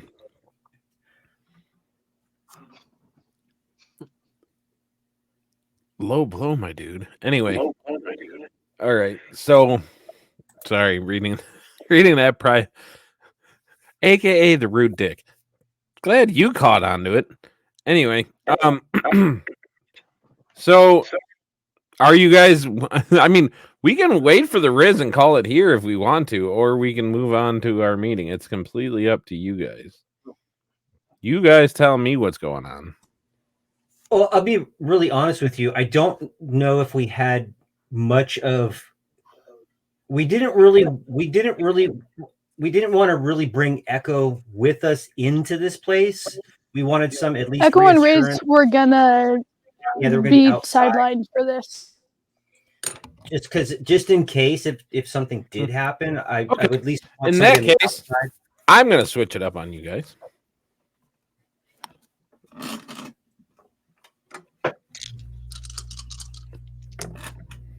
Oh, dice are being rolled. That's stupid. Okay. Cool. Okay. AC's Chip to hit you. How does a 21 do?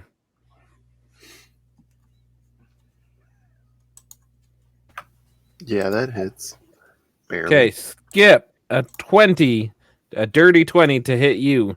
How does that do you? That does you just fine? All right. Marion, 18. Oh yeah, that hits. All right. And KJ, you got crit on.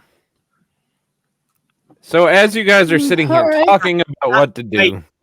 Time out. Talking Would about- I have seen this crit or whatever hit KJ? with it.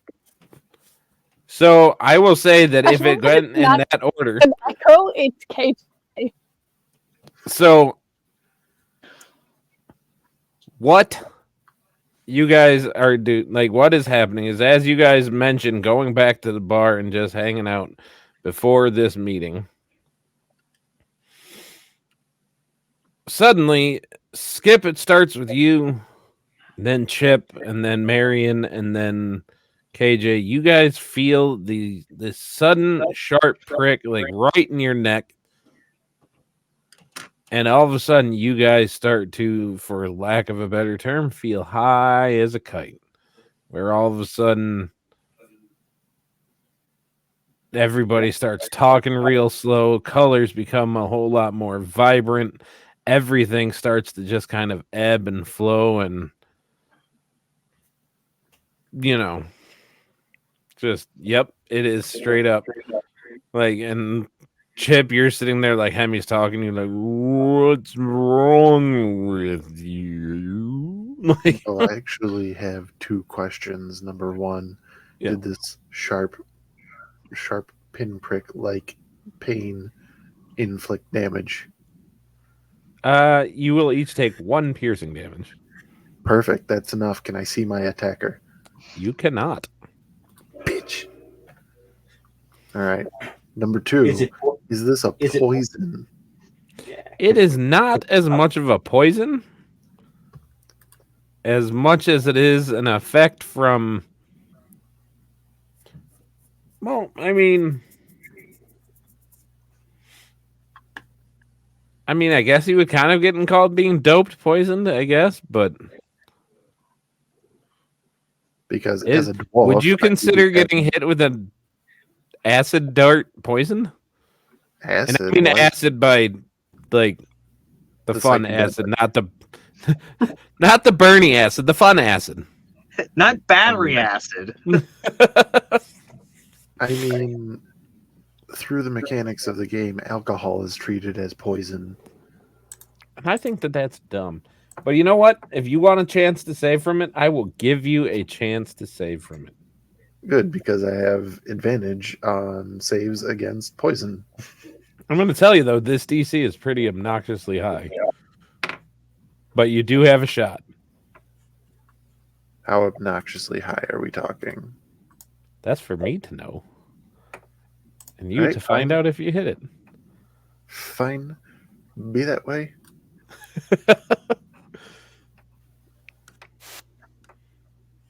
Seven. 17? Yeah. You are definitely feeling high. Okay, Am I guys. echoing all of a sudden? Is that me? No. We're good. All right. So you guys are all feeling really, really high. You guys are going on your trip, which some of you guys will know what that actually feels like. Other people like KJ, who is just a child incarnate, has no idea. I shouldn't say child incarnate. They are just barely over a child anyway. Making me feel old as crap. Making me feel like Ken. Anyway. Yeah. In 5 days, you are still not really. Not really. Okay. So, well, how are you guys reacting to these sensations? Are you guys doing anything, or are you guys just kind of sitting there and taking it? I'm looking for who shot me. I mean, Echo's sense of direction and orientation would be completely messed up. Vibe check. You're running a vibe check? Yeah. Go for it. Ow. 19. 19? You get the vibe that you are high as a kite and that somebody did it to you on purpose. How strong is this, or is it like? Oh, dude, you took the brown acid.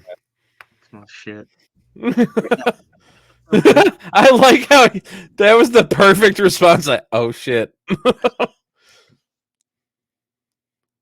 I'd probably just collapse. Skip. I'm just heading back to the tavern. So you're just trying to make your way? Doesn't feel any And- different to me than every other day, so I'm just gonna keep walking. Really? Skip's normal now. Skip starts talking completely normal and is just like, Hey guys, I was just wondering if you'd like to keep going on over to the tavern. Maybe but we could get a drink or something. eventually even Skip does succumb to this thing though, and we are actually gonna for Medicus, we are actually gonna move over to a map.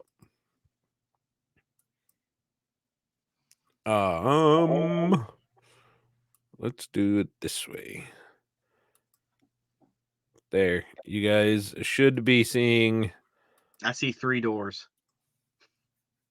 That's something. it. I see 4 doors.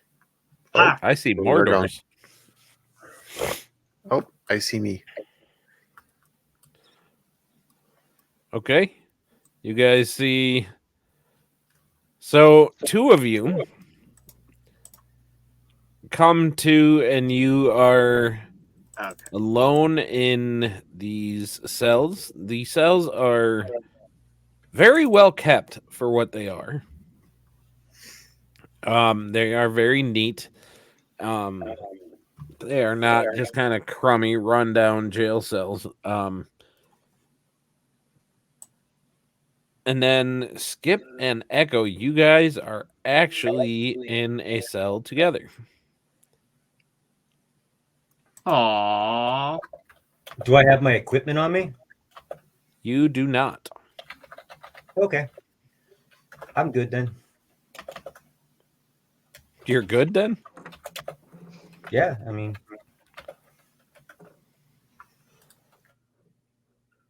Do I have any of my stuff? You do not.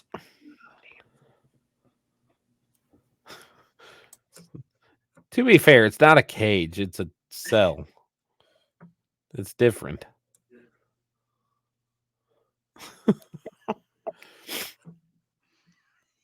Is the door locked?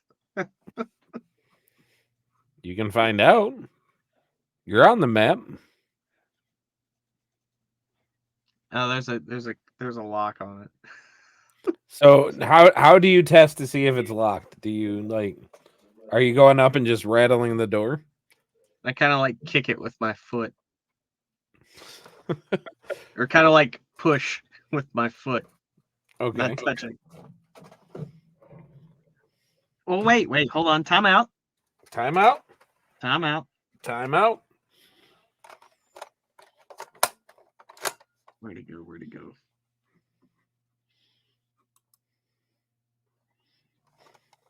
Mage hand to shake it. Mage hand? Mage hand. Okay. Does it open? So you notice when you go to cast Mage Hand, it still appears, but it is for lack of a better term, it's almost like flickering in and out. The hand itself. Yeah. Oh shit.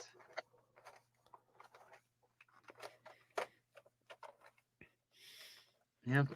I got nothing then. Okay. I'm not saying you can't use it. I'm just saying that it's ineffective. It's not doing what it normally does.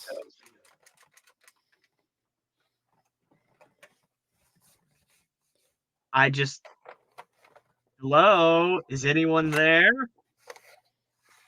And at that moment, the rest of you do hear Marion calling out.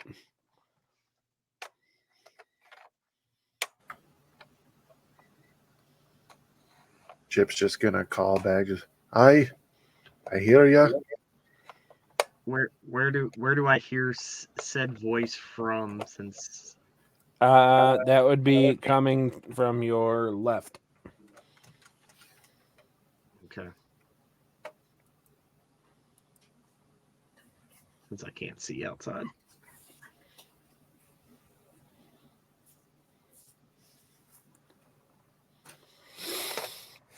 Interesting predicament we're in.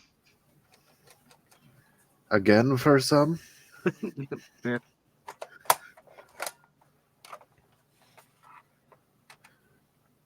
Well, there's one of you where Skip, Echo. Skip.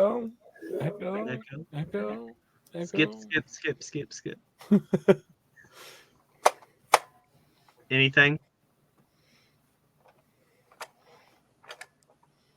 Where am I? You said I was in a cell with Skip? Yeah. But Can you not see yourself on the map? Is your internet shit? And you can't I see it? can't load the map. I told you that in the side Oh, you chat. did. You did. That's on you. Well, I mean, It's on my internet, really, is what it is. I was gonna say. So So really, effectively- it's on you. So effectively, they're Nope, blinded. that's my dad. So That's nothing my has dad. changed. By the way, who finally changed it and when? Because I won for a while.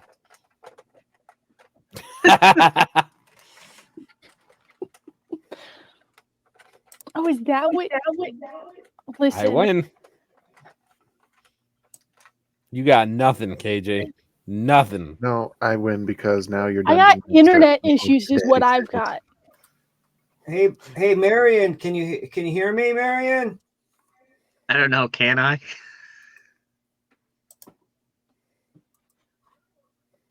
Dungeon Master, can I hear? Yeah. Can I hear Skip? Yep. I assume it probably coming from the right. Yeah. Okay. Hey, Marion, can look out your little. Can you look out your door and tell me what you see? I think I see somebody standing over there. I cannot. I can see a door. And No, that's go about up to the door and look out. Well, I'm as far. The doors. There's a caged door. I can't phase through it. No, because if I look out mine, I can see a stairs, and Oh, then I see this. I see stairs in front of me. okay. If you see stairs in front of you, can you put yourself a little farther to the right in your room and look more to the left? There's something on top of the stairwell. I can't. Unless like I'm missing something. I think. Wait, can I do that? The door's open now, and I think I see somebody. Can you see out that door? I don't see any people, but there's a really ominous looking table with oh wait, I can see something. There's a guy, he just walked in. Hey guy, can you let us out now?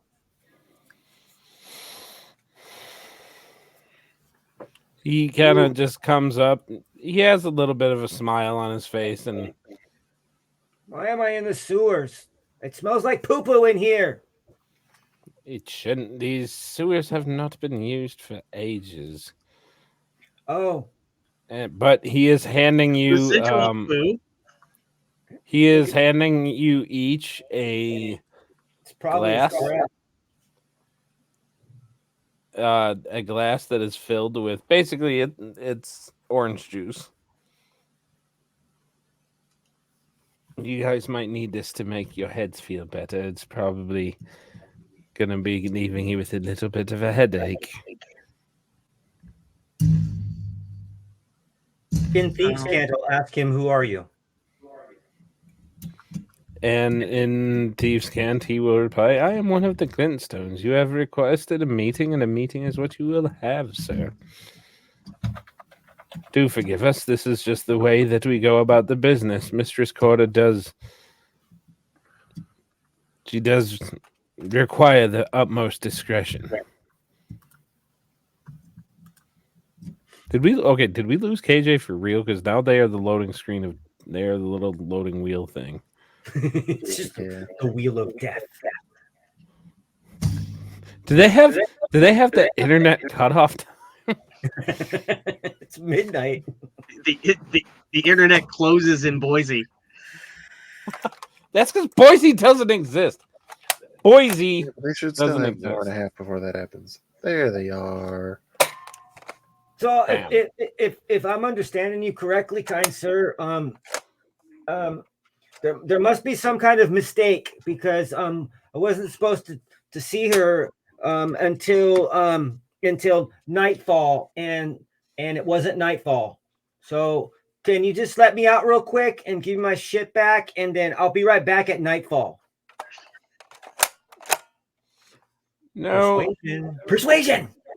persuasion. Go for it.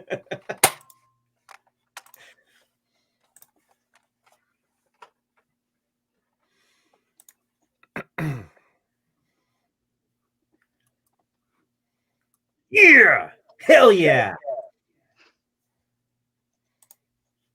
11. So with an 11, the guy just kind of looks at you and, no, I don't believe Mistress Corda is ready just yet, but she did have to move up the time of your meeting, so please do just drink up. Trust me, it is safe. Well, Just that's kind of unfortunate because I had plans. At 3:45, I was going to get my hair cut, and I needed to we take have a a barber bath. down here, actually. If this is something that you require, I can Well, I've been trying to call buy. over Ox. He's very good at cutting hair. He takes care of mine. You know, it's wonderful. Well, I've been trying to buy scissors for Look, like a not really to- long time, and I can never. And nobody ever seems to have scissors. But I was trying to buy some scissors the other day at ye old Walmart, and they didn't have any. I have the Excuse me, hardest sir. time finding left-handed scissors. It's quite a problem. Look, sir. Yes. You have to understand where we're coming Did you from. just assume my gender? I'm just saying. Rude. Hey, you. That's better. You have to understand the predicament when somebody just drugs us. Now they want us to drink a strange liquid. How about, to show a bit of trust, you drink some, then I'll drink some. Persuasion. You don't have to. The second you say that, he picks it up and he takes one sip out of each of your glasses. That's because he drank the antidote before. I know this trick. I saw it in a play. I think I triggered KJ a little bit.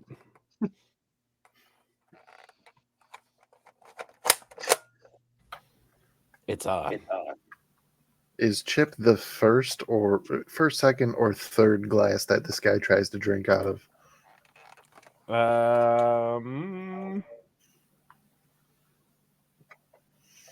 I would say the first. Damn. All right, fine.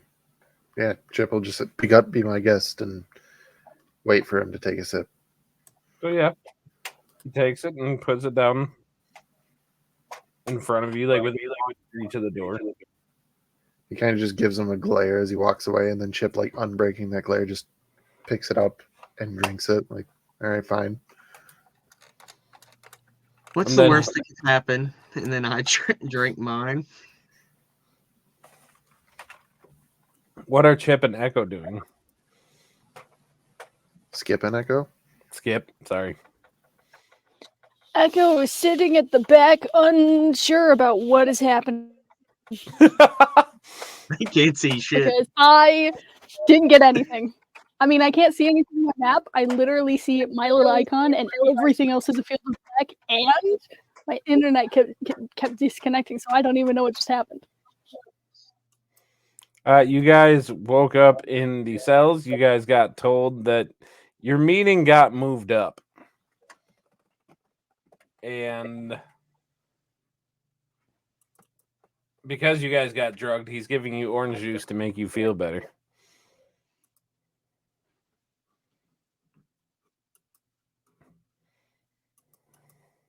Do I have my staff? You do not. Echo's gonna keep sat where they are because unless I want to go tapping around with my Wait. hands. Echo, you're going to disappear for a second. Can you see anything now?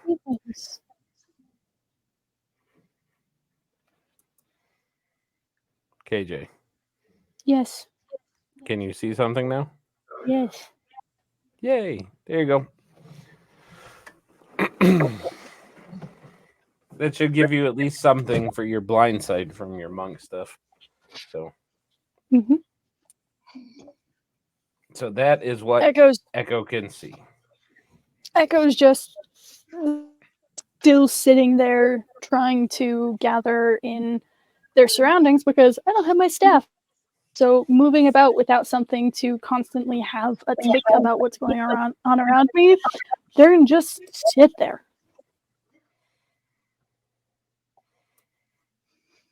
So as the guy is just sitting there, because he kind of wanders over here and is just, he is basically sharpening tools. And up top, you guys do hear the loud footsteps echoing through this cavernous hall. As a tiefling male, heavily tattooed, dressed rather ostentatiously, but in such a fashion that you do believe that he is in charge. And he just kind of steps up and... All right, my darlings, one of you is supposed to have some information for Mistress Corda. I'm told it's the rat. You have some he's in the next. information for us. Yeah, he's in the next cell. On that guy's shoulder. Is Hammy with me? Yeah. Hearing all of that, he's just going to look at you and be like, what kind of fucking information do you have for these pricks? I don't have shite. Well, Skip says you have info. I have nothing for them, which is something that your mum never said to any man. We're going to grab Hammy and hold him outside of the cell and just be like, yep, right here. This is the man you're looking for. Sir, that is a actual rat. I was talking more about the ratkin who we were told had some information. I'm going to pull him back and like put him back on my Yeah, shoulder well- while whispering. Just like, I thought you said he was talking about you. I didn't say that. I said I had nothing for them. What the fuck are you talking about? Well, why would he think that you had something for him? You're just a fucking rat as far as he's concerned. Squeak. And shite. I don't know. What are you looking for? And he like crawls up your shoulder and like under your beard now that it's growing back again and just kind of... there we go. Wake me up when it's done. This back and forth continues until Skip is done. Oh no, we lost Marion. They took Marion. They took Marion. Oh no. Bring Marion back. We can't leave them behind this time.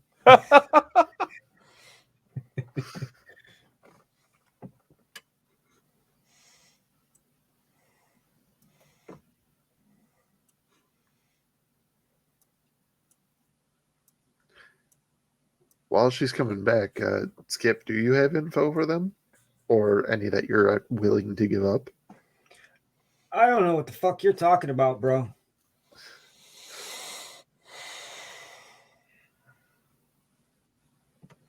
Must we play coy? We know that you made an appointment to come back and speak with some of our associates. I am simply asking you to speak with me and let me know what you have to tell Mistress Corda, because she is ready to speak to you now. Now, if you would like to take her up on that offer. Interrupting him in Thieves' Cant. Are we all on the up and up here or what? And in Thieves' Cant, yes, we are on the up and up. We take certain steps to keep this location in particular secure. Your meeting is ready. Well, I would expect it to be secure. I'm not a dumbass, but I would like to know why all of my things were taken. We had reached an accord earlier through a conversation, and now all of my things are gone. I don't bring any harm to Corda. I never have. And I've never mentioned that I did. I was trying to bring something to her to the plate, but I'm being treated like this. I mean, seriously, like a common fucking thief. Believe me, there's nothing common about me. Once trust is earned, you will not be treated in this Well, fashion. what the fuck do I got to do to earn? What the fuck do I got to do to earn trust? I already said I had information. That was good enough for the dude that said he was in charge. He might be in charge of the bar, but that is about as far as his arm reaches. Well, then maybe you should get somebody to reprimand him because he portrayed himself to be quite the connected individual and authority over you all. That was my interpretation of the conversation that we had. So maybe you should really go and have a speak with him. Really? This is the image that he portrayed, was that he had any kind of a say. That is interesting. And you see him kind of like wave his hand, and you see a couple obvious peons just kind of show up. And I mean, if this is how Corda does business, that's fine. I understand who she is. I completely understand her ranking and that she needs to keep herself out of harm's way. I totally agree with that because of who she is. I totally agree with everything that you're saying. But honestly, I mean, drugging people. I mean, I don't know about these other people, but again, the fact still remains. If that's how you all do business, I mean, come on. If I'm supposed to talk to her, let's go talk to her. But I'm not really happy about the situation. oh, I understand. There are seldom that sit where you do that are happy about it, but well, I mean, it makes no sense to me whatsoever. I mean, we had an accord. Again, a person who represented your side of the Thieves Guild or your gang had made an accord with me, and now it's been broken. So you're saying we've got to build trust? I mean, you could have easily come to me and said, look, we've got to, Corda is going to require XYZ. We're going to blindfold you. We're going to take all your shit. We're going to take you to some obscure location, da da da da da da da da. And we wouldn't have to involve all these other people that are in here. Because to be honest with you, I don't really give a shit about all these fucking people in here. So let's make it really, really easy. Do what you fucking want to do with them. Just let them the fuck go. Because it's not making any sense to me. I wanted to talk to her. I said that. Your gang is not to be trusted in my mind right now. So if that waives your decision on me being able to see Corda or not, that's perfectly fine. I get it. But to be really honest with you, these fucking people don't mean shit to me. Get them the fuck out of here. They have nothing to do with this.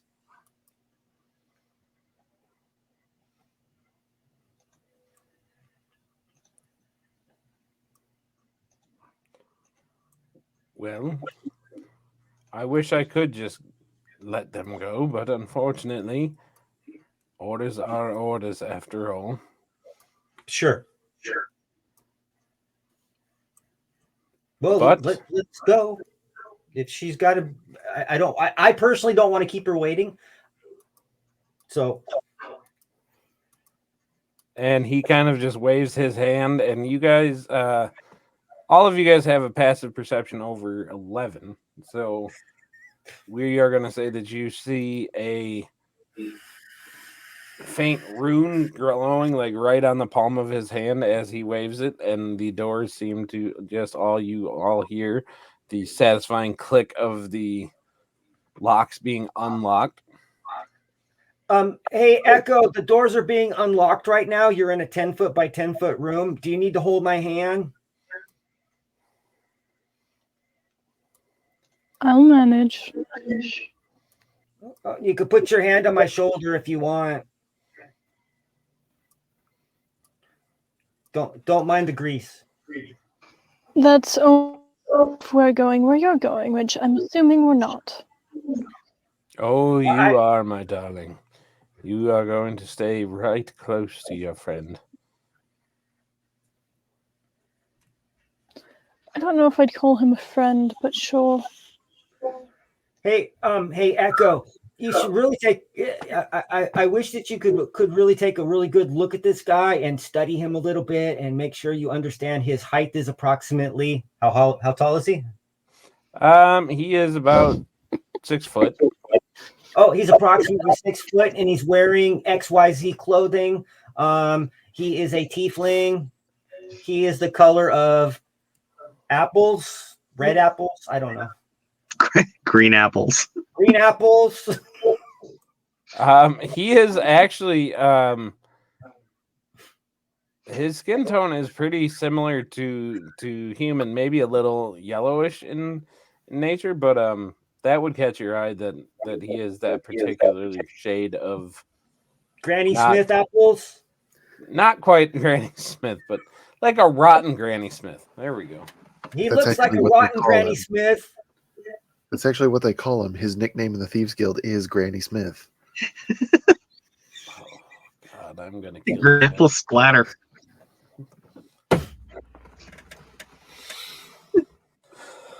All right. That one Make over KJ there, they call him Fuji. That one over there is Golden Delicious. Dude, okay.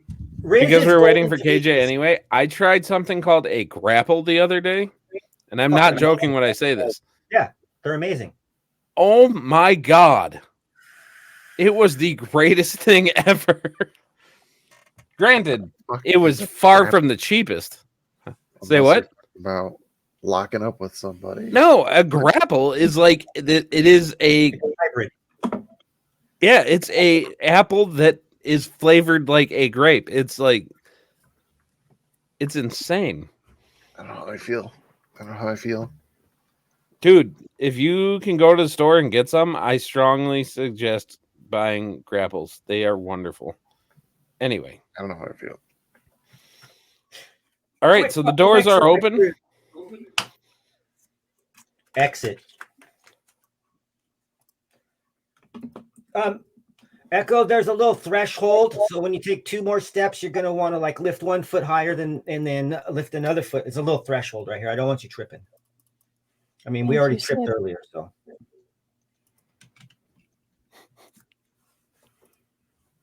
I'm trying to be nice. They said thank you. Well, this is like friendship level 5. I mean, I'm gonna go for it. Why not? Marion said you're like all on the uppity up. So hey, I'm just trying to be a good friend. And when I find a stick, I will give it to you because you could use a stick. But again, you could put your hand on my shoulder if you need to, or I could make like a clicking noise and you could follow it. Or you could just listen to my little tiny feet impacting the floor.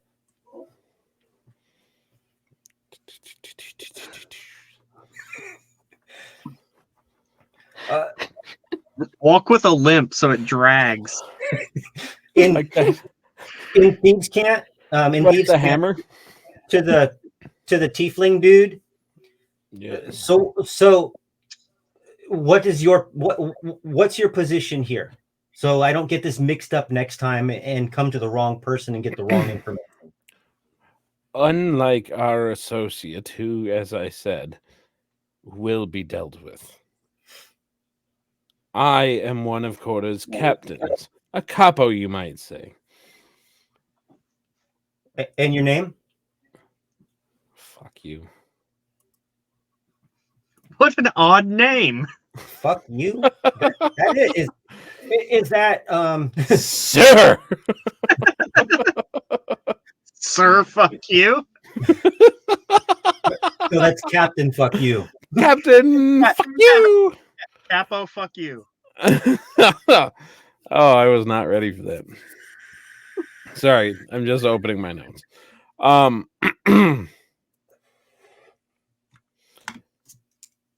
Okay. They call me Keros.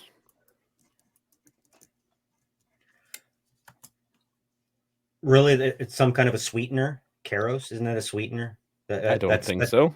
That's a really cute name. But mine's even cuter. So they call me Squeak. Squeak. Lovely. If you please venture up the stairs. Not a down problem. the hall. I'll dash up the stairs with exuberance, sir. Go for it. Make a dex save. Say what? Make a dex save. Who? Skip, since he's dashing up steps. No, he's got it. Well, he's got it, but does Echo have it as he's leading them? Hey, in Thieves Camp. Hey, Keros. Who's this funny looking dude in front of me? You are cruising for a beating. Is that a woman? So you're asking about who? About this? Oh, damn. No, not Corda. This one. This one over there. No, this one right here, buddy. Pink Which blips. one? Pink Way blips. over. Who are you talking about? That one? Pink blip. I hate you. I hate you so bad. I hate you so much. Well, I You're don't know who making that me is. come up with actual names. I'm No, not I a don't want good DM. No. I don't need his name. Seriously, I don't need his name. I'm just like, is he just like another guard? Yeah, pretty much. Oh, okay, that's cool. Hey, His Corda. name is Dargan. Yep, Stargan? that's what it is. Dargan. Targan. Dargon. Dargan.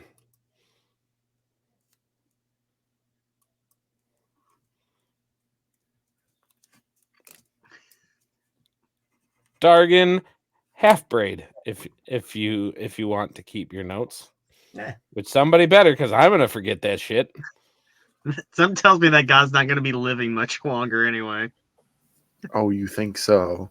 But this is going to be the NPC we take with us. This is the one. You've been marked. This is our Boblin the Goblin. Boblin the Goblin. Dargan. Oh, hey there.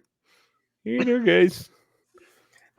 Hey guys, you as you're walking up to him, hey buddies. Hey guys, come. Well, now hey, we have to. Echo, come on up here. There's a nice fire. I will take Echo's arm and lead them up the steps since Skip left them. Well, I said just follow my footstep, my little pitter patter. Okay.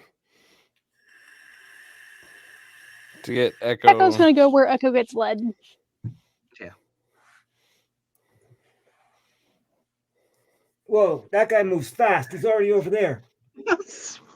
Karos, you're like really fast. Magic, darling. It does wonders. And then I'm he surprised kind of that the magic works here, since you have a dampening field that's spread about, or at least you should. I mean, if we're really going to protect Corda, I mean, you should have some kind of magic dampening field, or like an anti-magic, like orb, or some kind of thing like that. We will take it under advisement. Lady Corda, Squeak, and his compatriots, as requested. And you look down and you see a face that you haven't seen in quite a while. And as she looks at you, you see her eyebrow raise up. If it isn't Skip Tracer, you're supposed to be dead. And thieves can't. Yeah.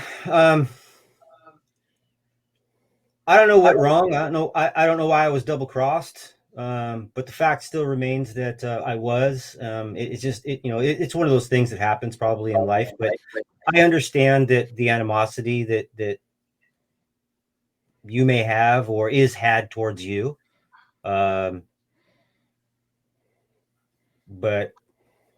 it doesn't live here.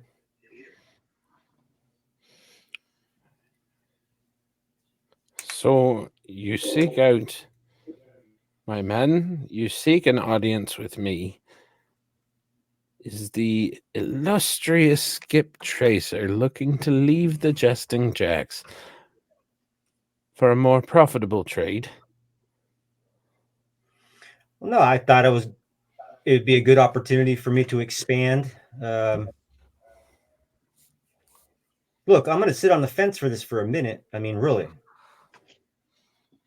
I came here for one specific reason. Well, maybe 7 specific reasons, but maybe 2 specific reasons and 4 non-specific reasons. That seems like you're getting hung up on the wrong detail, but I'm here for it. Well, so first and foremost, why would you move your gang here, of all places? Recognition. If we can get our foothold here, the syndicate will have to take us seriously. And then I'll have what I'm looking for. And I mean, if we're being honest, and I mean, look, Corda, let's cut the bullshit altogether. I haven't seen you in years. I really barely talked to you, but I did admire some of what you stood for and what you still may stand for. Look, I went as far as started getting tattoos, although I was covering them up because I was officially in the Jesting Jacks. I mean, I was trying to prove myself, but I mean, it seemed a little untrustworthy. I tried to have a real conversation with an individual above ground. I believe we're underground somewhere. So above ground at a tavern, the Harpies whisper. And I was kind of led to believe that, you know, it would be kind of more of, even if it was just you and I mean, let's get it straight. It's the same thing I told him. Look, you know, you could whip my ass any time of the day or night.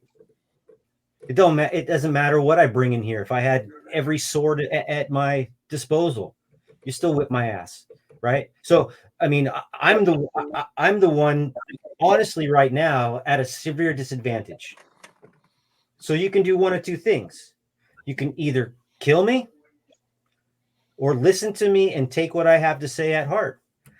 But I mean, it just still doesn't make any sense to me why you would just completely abandon Riverland at all. So if you have some people still at Riverglen, please, if you're going to let me go or be on my way at some point in time, and there are people at Riverglen that support your cause and issue, I would love to know who they are. I just want to make sure that my family is always kept safe. That's always been my goal, 100%. And you know that. You know where I came from. And you know. Well, the thing about your family is that the Jesting Jacks seem to be under the impression that you're still with them because your family is being watched by one of them almost around the clock. It's almost like they think I was the one that made it, that had a go at you, so to speak. But well, I don't know why the Jesting Jacks would think that. I don't believe in any way, shape, or form that you would even give a shit about what I did as a petty thief. I took it that one of your gang members, maybe he lost at cards, maybe he didn't like the way I farted, I don't know, and he just double crossed me. It just felt really suspicious. But nevertheless, I'm out now. Again, you can whip my ass and kill me, but I'd be really, really honest with you, Corda. The other thing is that these people have nothing to do with it, and I don't give a fucking shit about them. So just like I told Karos, these people don't mean shit to me. You know, yeah, the side of me that airs on, you know, I don't want to be killing people just to kill people for fucking killing's sake. You know, I don't want to kill them, but just get rid of them, let them go, because they have nothing to do with our conversation. I mean, please. I know I know for a fact that I'm not going to be able to persuade you. I get it, but you know, if you could possibly just get them out of here, they don't need to be involved with this.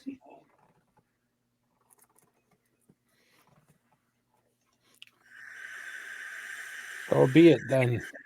And she snaps her fingers. How closely are you paying attention to her? Skip? Yeah. I'm studying every fucking mannerism she has right now because All right. Give me I'm a really scared. perception check. I'm kind of scared, to be really honest with you, because I know she can just fucking blink and I'm dead. So why wouldn't I be scared? But I'm watching every move she's making. Okay, so give me a perception check real quick.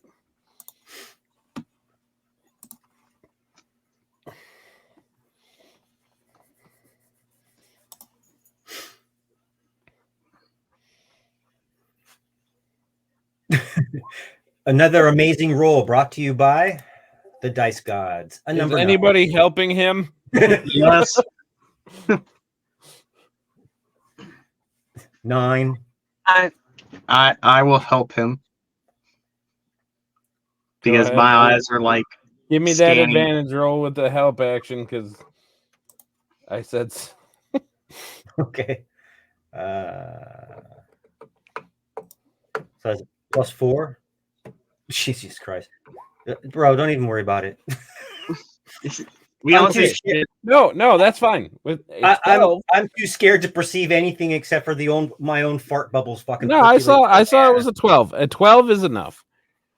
That you notice that when she snaps her fingers, it makes no noise whatsoever. And also with the 12, you notice that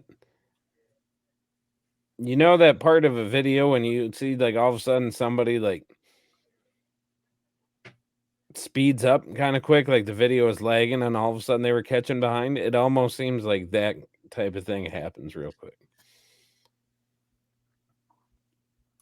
And then she just looks at you and if your compatriots wish to go, they can be on their way. If that is what you wish. I'm gonna turn to Chip, Marion, and Echo. Hey, guys, you guys can leave now. Chip, if you can help escort Echo out. I'll see you when I fucking see you guys.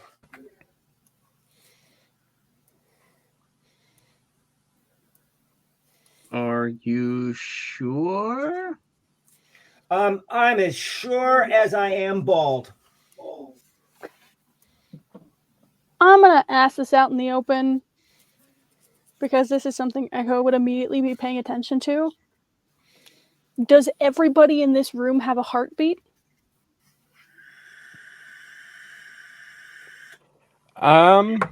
Give me a perception check.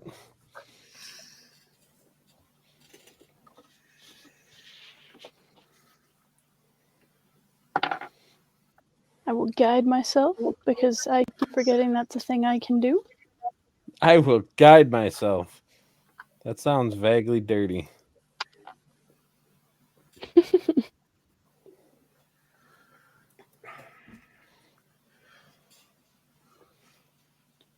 $21.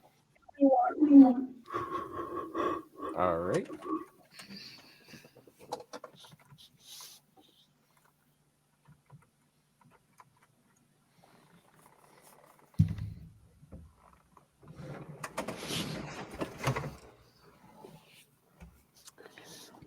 We turn around to address the other three.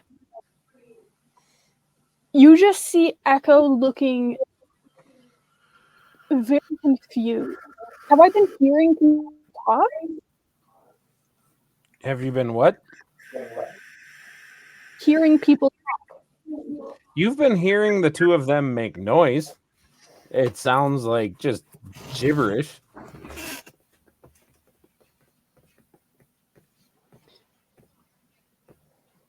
The only direction that you see Echo being able to give any attention towards is the sound of Corda speaking in Thieves' Cant. But Echo just looks very, very confused.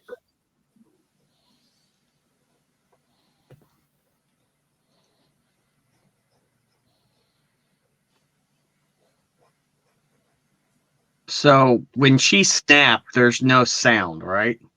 Nope. Hey guys, I got this. Come on, seriously, get out. You don't need to be here.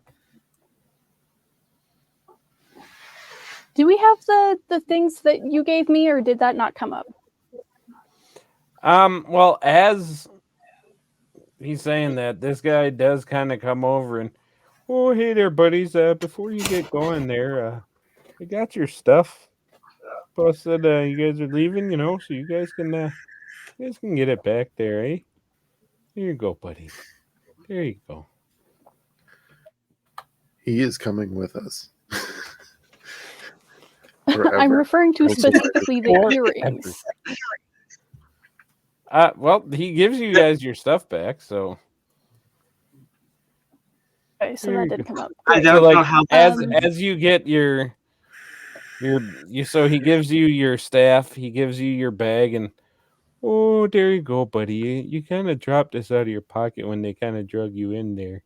You know, a little pouch full of little gold hoop earrings there. You know, look very good on you there, buddy. There you go. And he just like puts them in your hand. Can see when that you can't really I- see there, so you know anything I can do to help.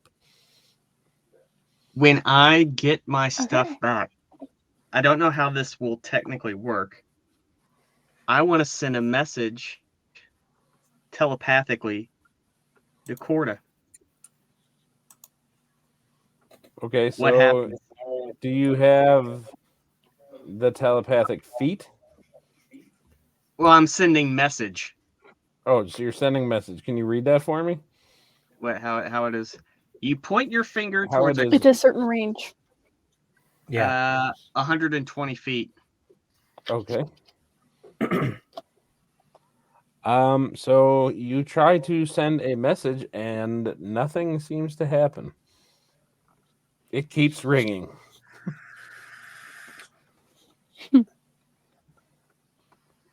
It comes back. Contact not found. Echo will kneel down. Echo will kneel down to Skip and just kind of urge him to get closer, and will just whisper down to him, "There's no heartbeat." And we'll stand back up and turn Okay. around to walk out. Only because Chip was asked, he would take Echo's hand and put it on his shoulder and start walking out. All right. I have my staff now, You guys be safe but there, Echo won't buddies. risk it. Take care of yourself. Be careful out there. You know, this was an old sewer back in the day. Not anymore though, but it, still kind of slick in some places. Can we all keep right, him? Come on, Mom. Can Can we keep him? I would like to make an attack roll against this individual with the slumbering satchel to just kidnap him. They have to be Just willing. Lincoln style. They have to be willing. Does it say that they have to be willing? Did I update that? Because I don't think I said that they have to be willing. Well, if they're unconscious, I think that was a thing because when I Echo mean, was real it was hurt 100% and a thing Riz that I said, offered, because I said that if it wasn't a willing creature, this thing would 100% be a kidnap egg. That's what I'm looking for. Can this bag be treated like a Pokeball that after you catch something in it and they shake around a little bit, they come out and they're your friends, so provided that you have enough badges? No, but I will allow you to try to convince him to get in the bag. Well, if I'm going to convince him to anything, he's just going to walk out of here. But regardless, I've derailed us enough. I know that you have your stick, but I was told to lead you out of here. If you So- don't try to convince Echo him to come with Echo you, I'm gonna- wouldn't argue. Because I 100% base this guy off of old time hockey because he's awesome. Oh, he'll come along. We'll save him from the wreckage. As we're walking out and they're trying to kidnap this guy, they're trying to somehow convince him into a bag. I'm sorry, just the visual of Nah. Chip and Echo trying to force this guy into the bag. Come on, man. Get in Go the bag. into the comforting All I'm saying- space. Okay. Let's get this so straight and clarified. The players, Chip, Echo, do not want this guy to join the party. It's the players, Matt and KJ, who want him to join the party. You said players twice, but I know what you mean. Yes, you're It's fine. absolutely correct. Listen, shush. Listen, shush. All Listen, right, buddy, change buddies, your plans.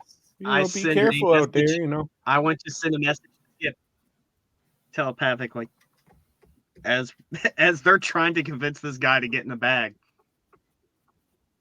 She's not there. I'm not going What to do you convince him wanna to get do? in the bag.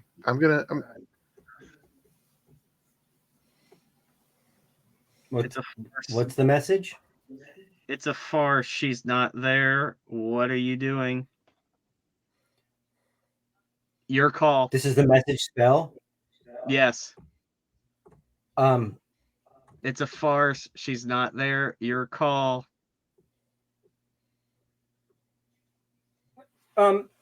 Hey, just can you guys just, look? She's allowed you all to leave. So I would just, can you please just for your own safety, I would probably just leave and be careful in the sewers. There might be some like roots down there that might come alive and attack you or throw rocks at you.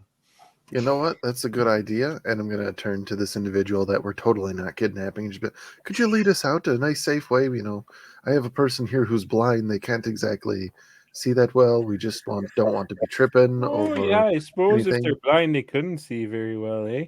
Exactly. And he'll go and, hey, Corda, buddy, do you mind if I lead these guys out there? You got a blind one with them, you know. And Corda just kind of like raises her eyebrow. Yes. Dorgan. So what did I name him? No, was it Dorgan? Huh? Dargan half. Dargan half-breed. Yes, Dargan. You know what? Yes.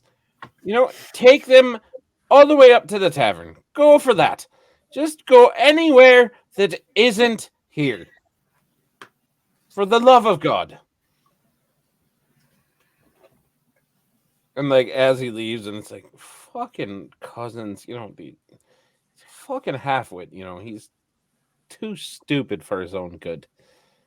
I am going to kill Corda for being rude to the sweet NPC. I cast kill. Power word kill. Power word protect the bean. All right, so he leads you out then. So you guys go out here. Not Skip. Nope, Skip stayed not behind. Skip. Echo. There we go. And the door's shut. And like as you hear the door shut, you hear Dagger. You know, yeah, these sewers, you know, they were built way back in you know, in 1192, and you know, they were built by the great pirate king. And this it just trails off as he is giving him a full history report of the sewers under Bright Cliffs. Can you send that? Can you send that to the Discord right now? Thank you. Fuck you. I'll do you one better. I'll do you one better. Do it, coward. Can you make I will. a TikTok of this whole tour in character, please? Yes. Do it. Do it. Do it. Do And it. this is where we're going to end tonight's session. Dargan just on a had a very heart serious attack and he note. died. On a very serious note, I do think I want to end here, though, because it is a good spot to stop. And I'll be honest, I took allergy pills today, and I am going to be fading fast. Because he's allergic to our bullshit, that's why. No, it is because here where I live, the nice weather is finally starting to show up. And that means everybody is now mowing their lawns and sending all of that delicious pollen and everything like that up into the air, which is oh so lovely. Spring is here. Yay! Along with allergies and sinuses and it's the so many great circle of seasonal allergies. Yes, out of the many, many things that my mother has left me. Seasonal allergies is the one that I really wish she would have kept to herself. But you guys got your meeting with Corda. Ken, keep in mind everything you want to talk about. We will absolutely be starting off next session with you. Apparently, I have to account for you guys having Dagrin Halfbraid as a continued NPC. I look forward to that. We're keeping Dargon? I thought it was Dargon. Dargon. I thought it was Targon with a T. Dargon. Dragon, but you just switch the R and the A. Dargon. Dargon. It's a Dargan. You know what? I'm gonna have to give you guys a house now so that you can have him be like the guy that takes care of your house, so that every time you guys come Yes. home, it's like, hey, buddies. Wait. No, I have we just one. stuff him in I the have sleeping one. bag, and he's always in the sleeping bag Just until we're always asleep. in there. So then whenever anybody else gets put in there, it's hey, buddy. No, listen. Welcome to the I'll just sleeping go send him. I'll just go send him to live with my brother for a little bit. Problem solved. I'm definitely gonna work this out. But anyway, this is a good spot to end for the night. So as far as the stream goes, we are going to be done. Thank you guys for turning into our first stream.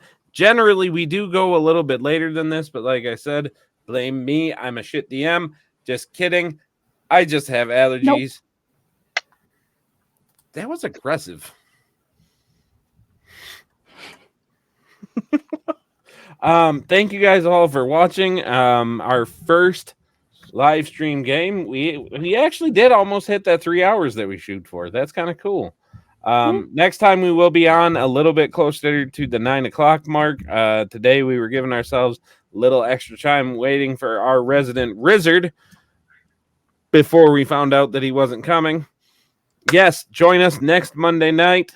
For those of you who are following us on the Clockwork Nexus, I can tell you June 7th is going to be Wynn's Wonderful One Shot. And after that, it will be every other Friday at 6 p.m., every Monday at 9 p.m. And then you can catch KJ and Medicus over on To Be Diced on You'll catch me every day Wednesday. of the week. Say what? I only play on Wednesdays. They only I play on play Wednesdays because they too suck. much. I'm just kidding. Wow. That was aggressive. Wow. That was aggressive. I didn't hear what you said, so unaffected. Fair enough. All right. Good night, everybody. We love you all. Take care of yourselves, and we will see you next Monday.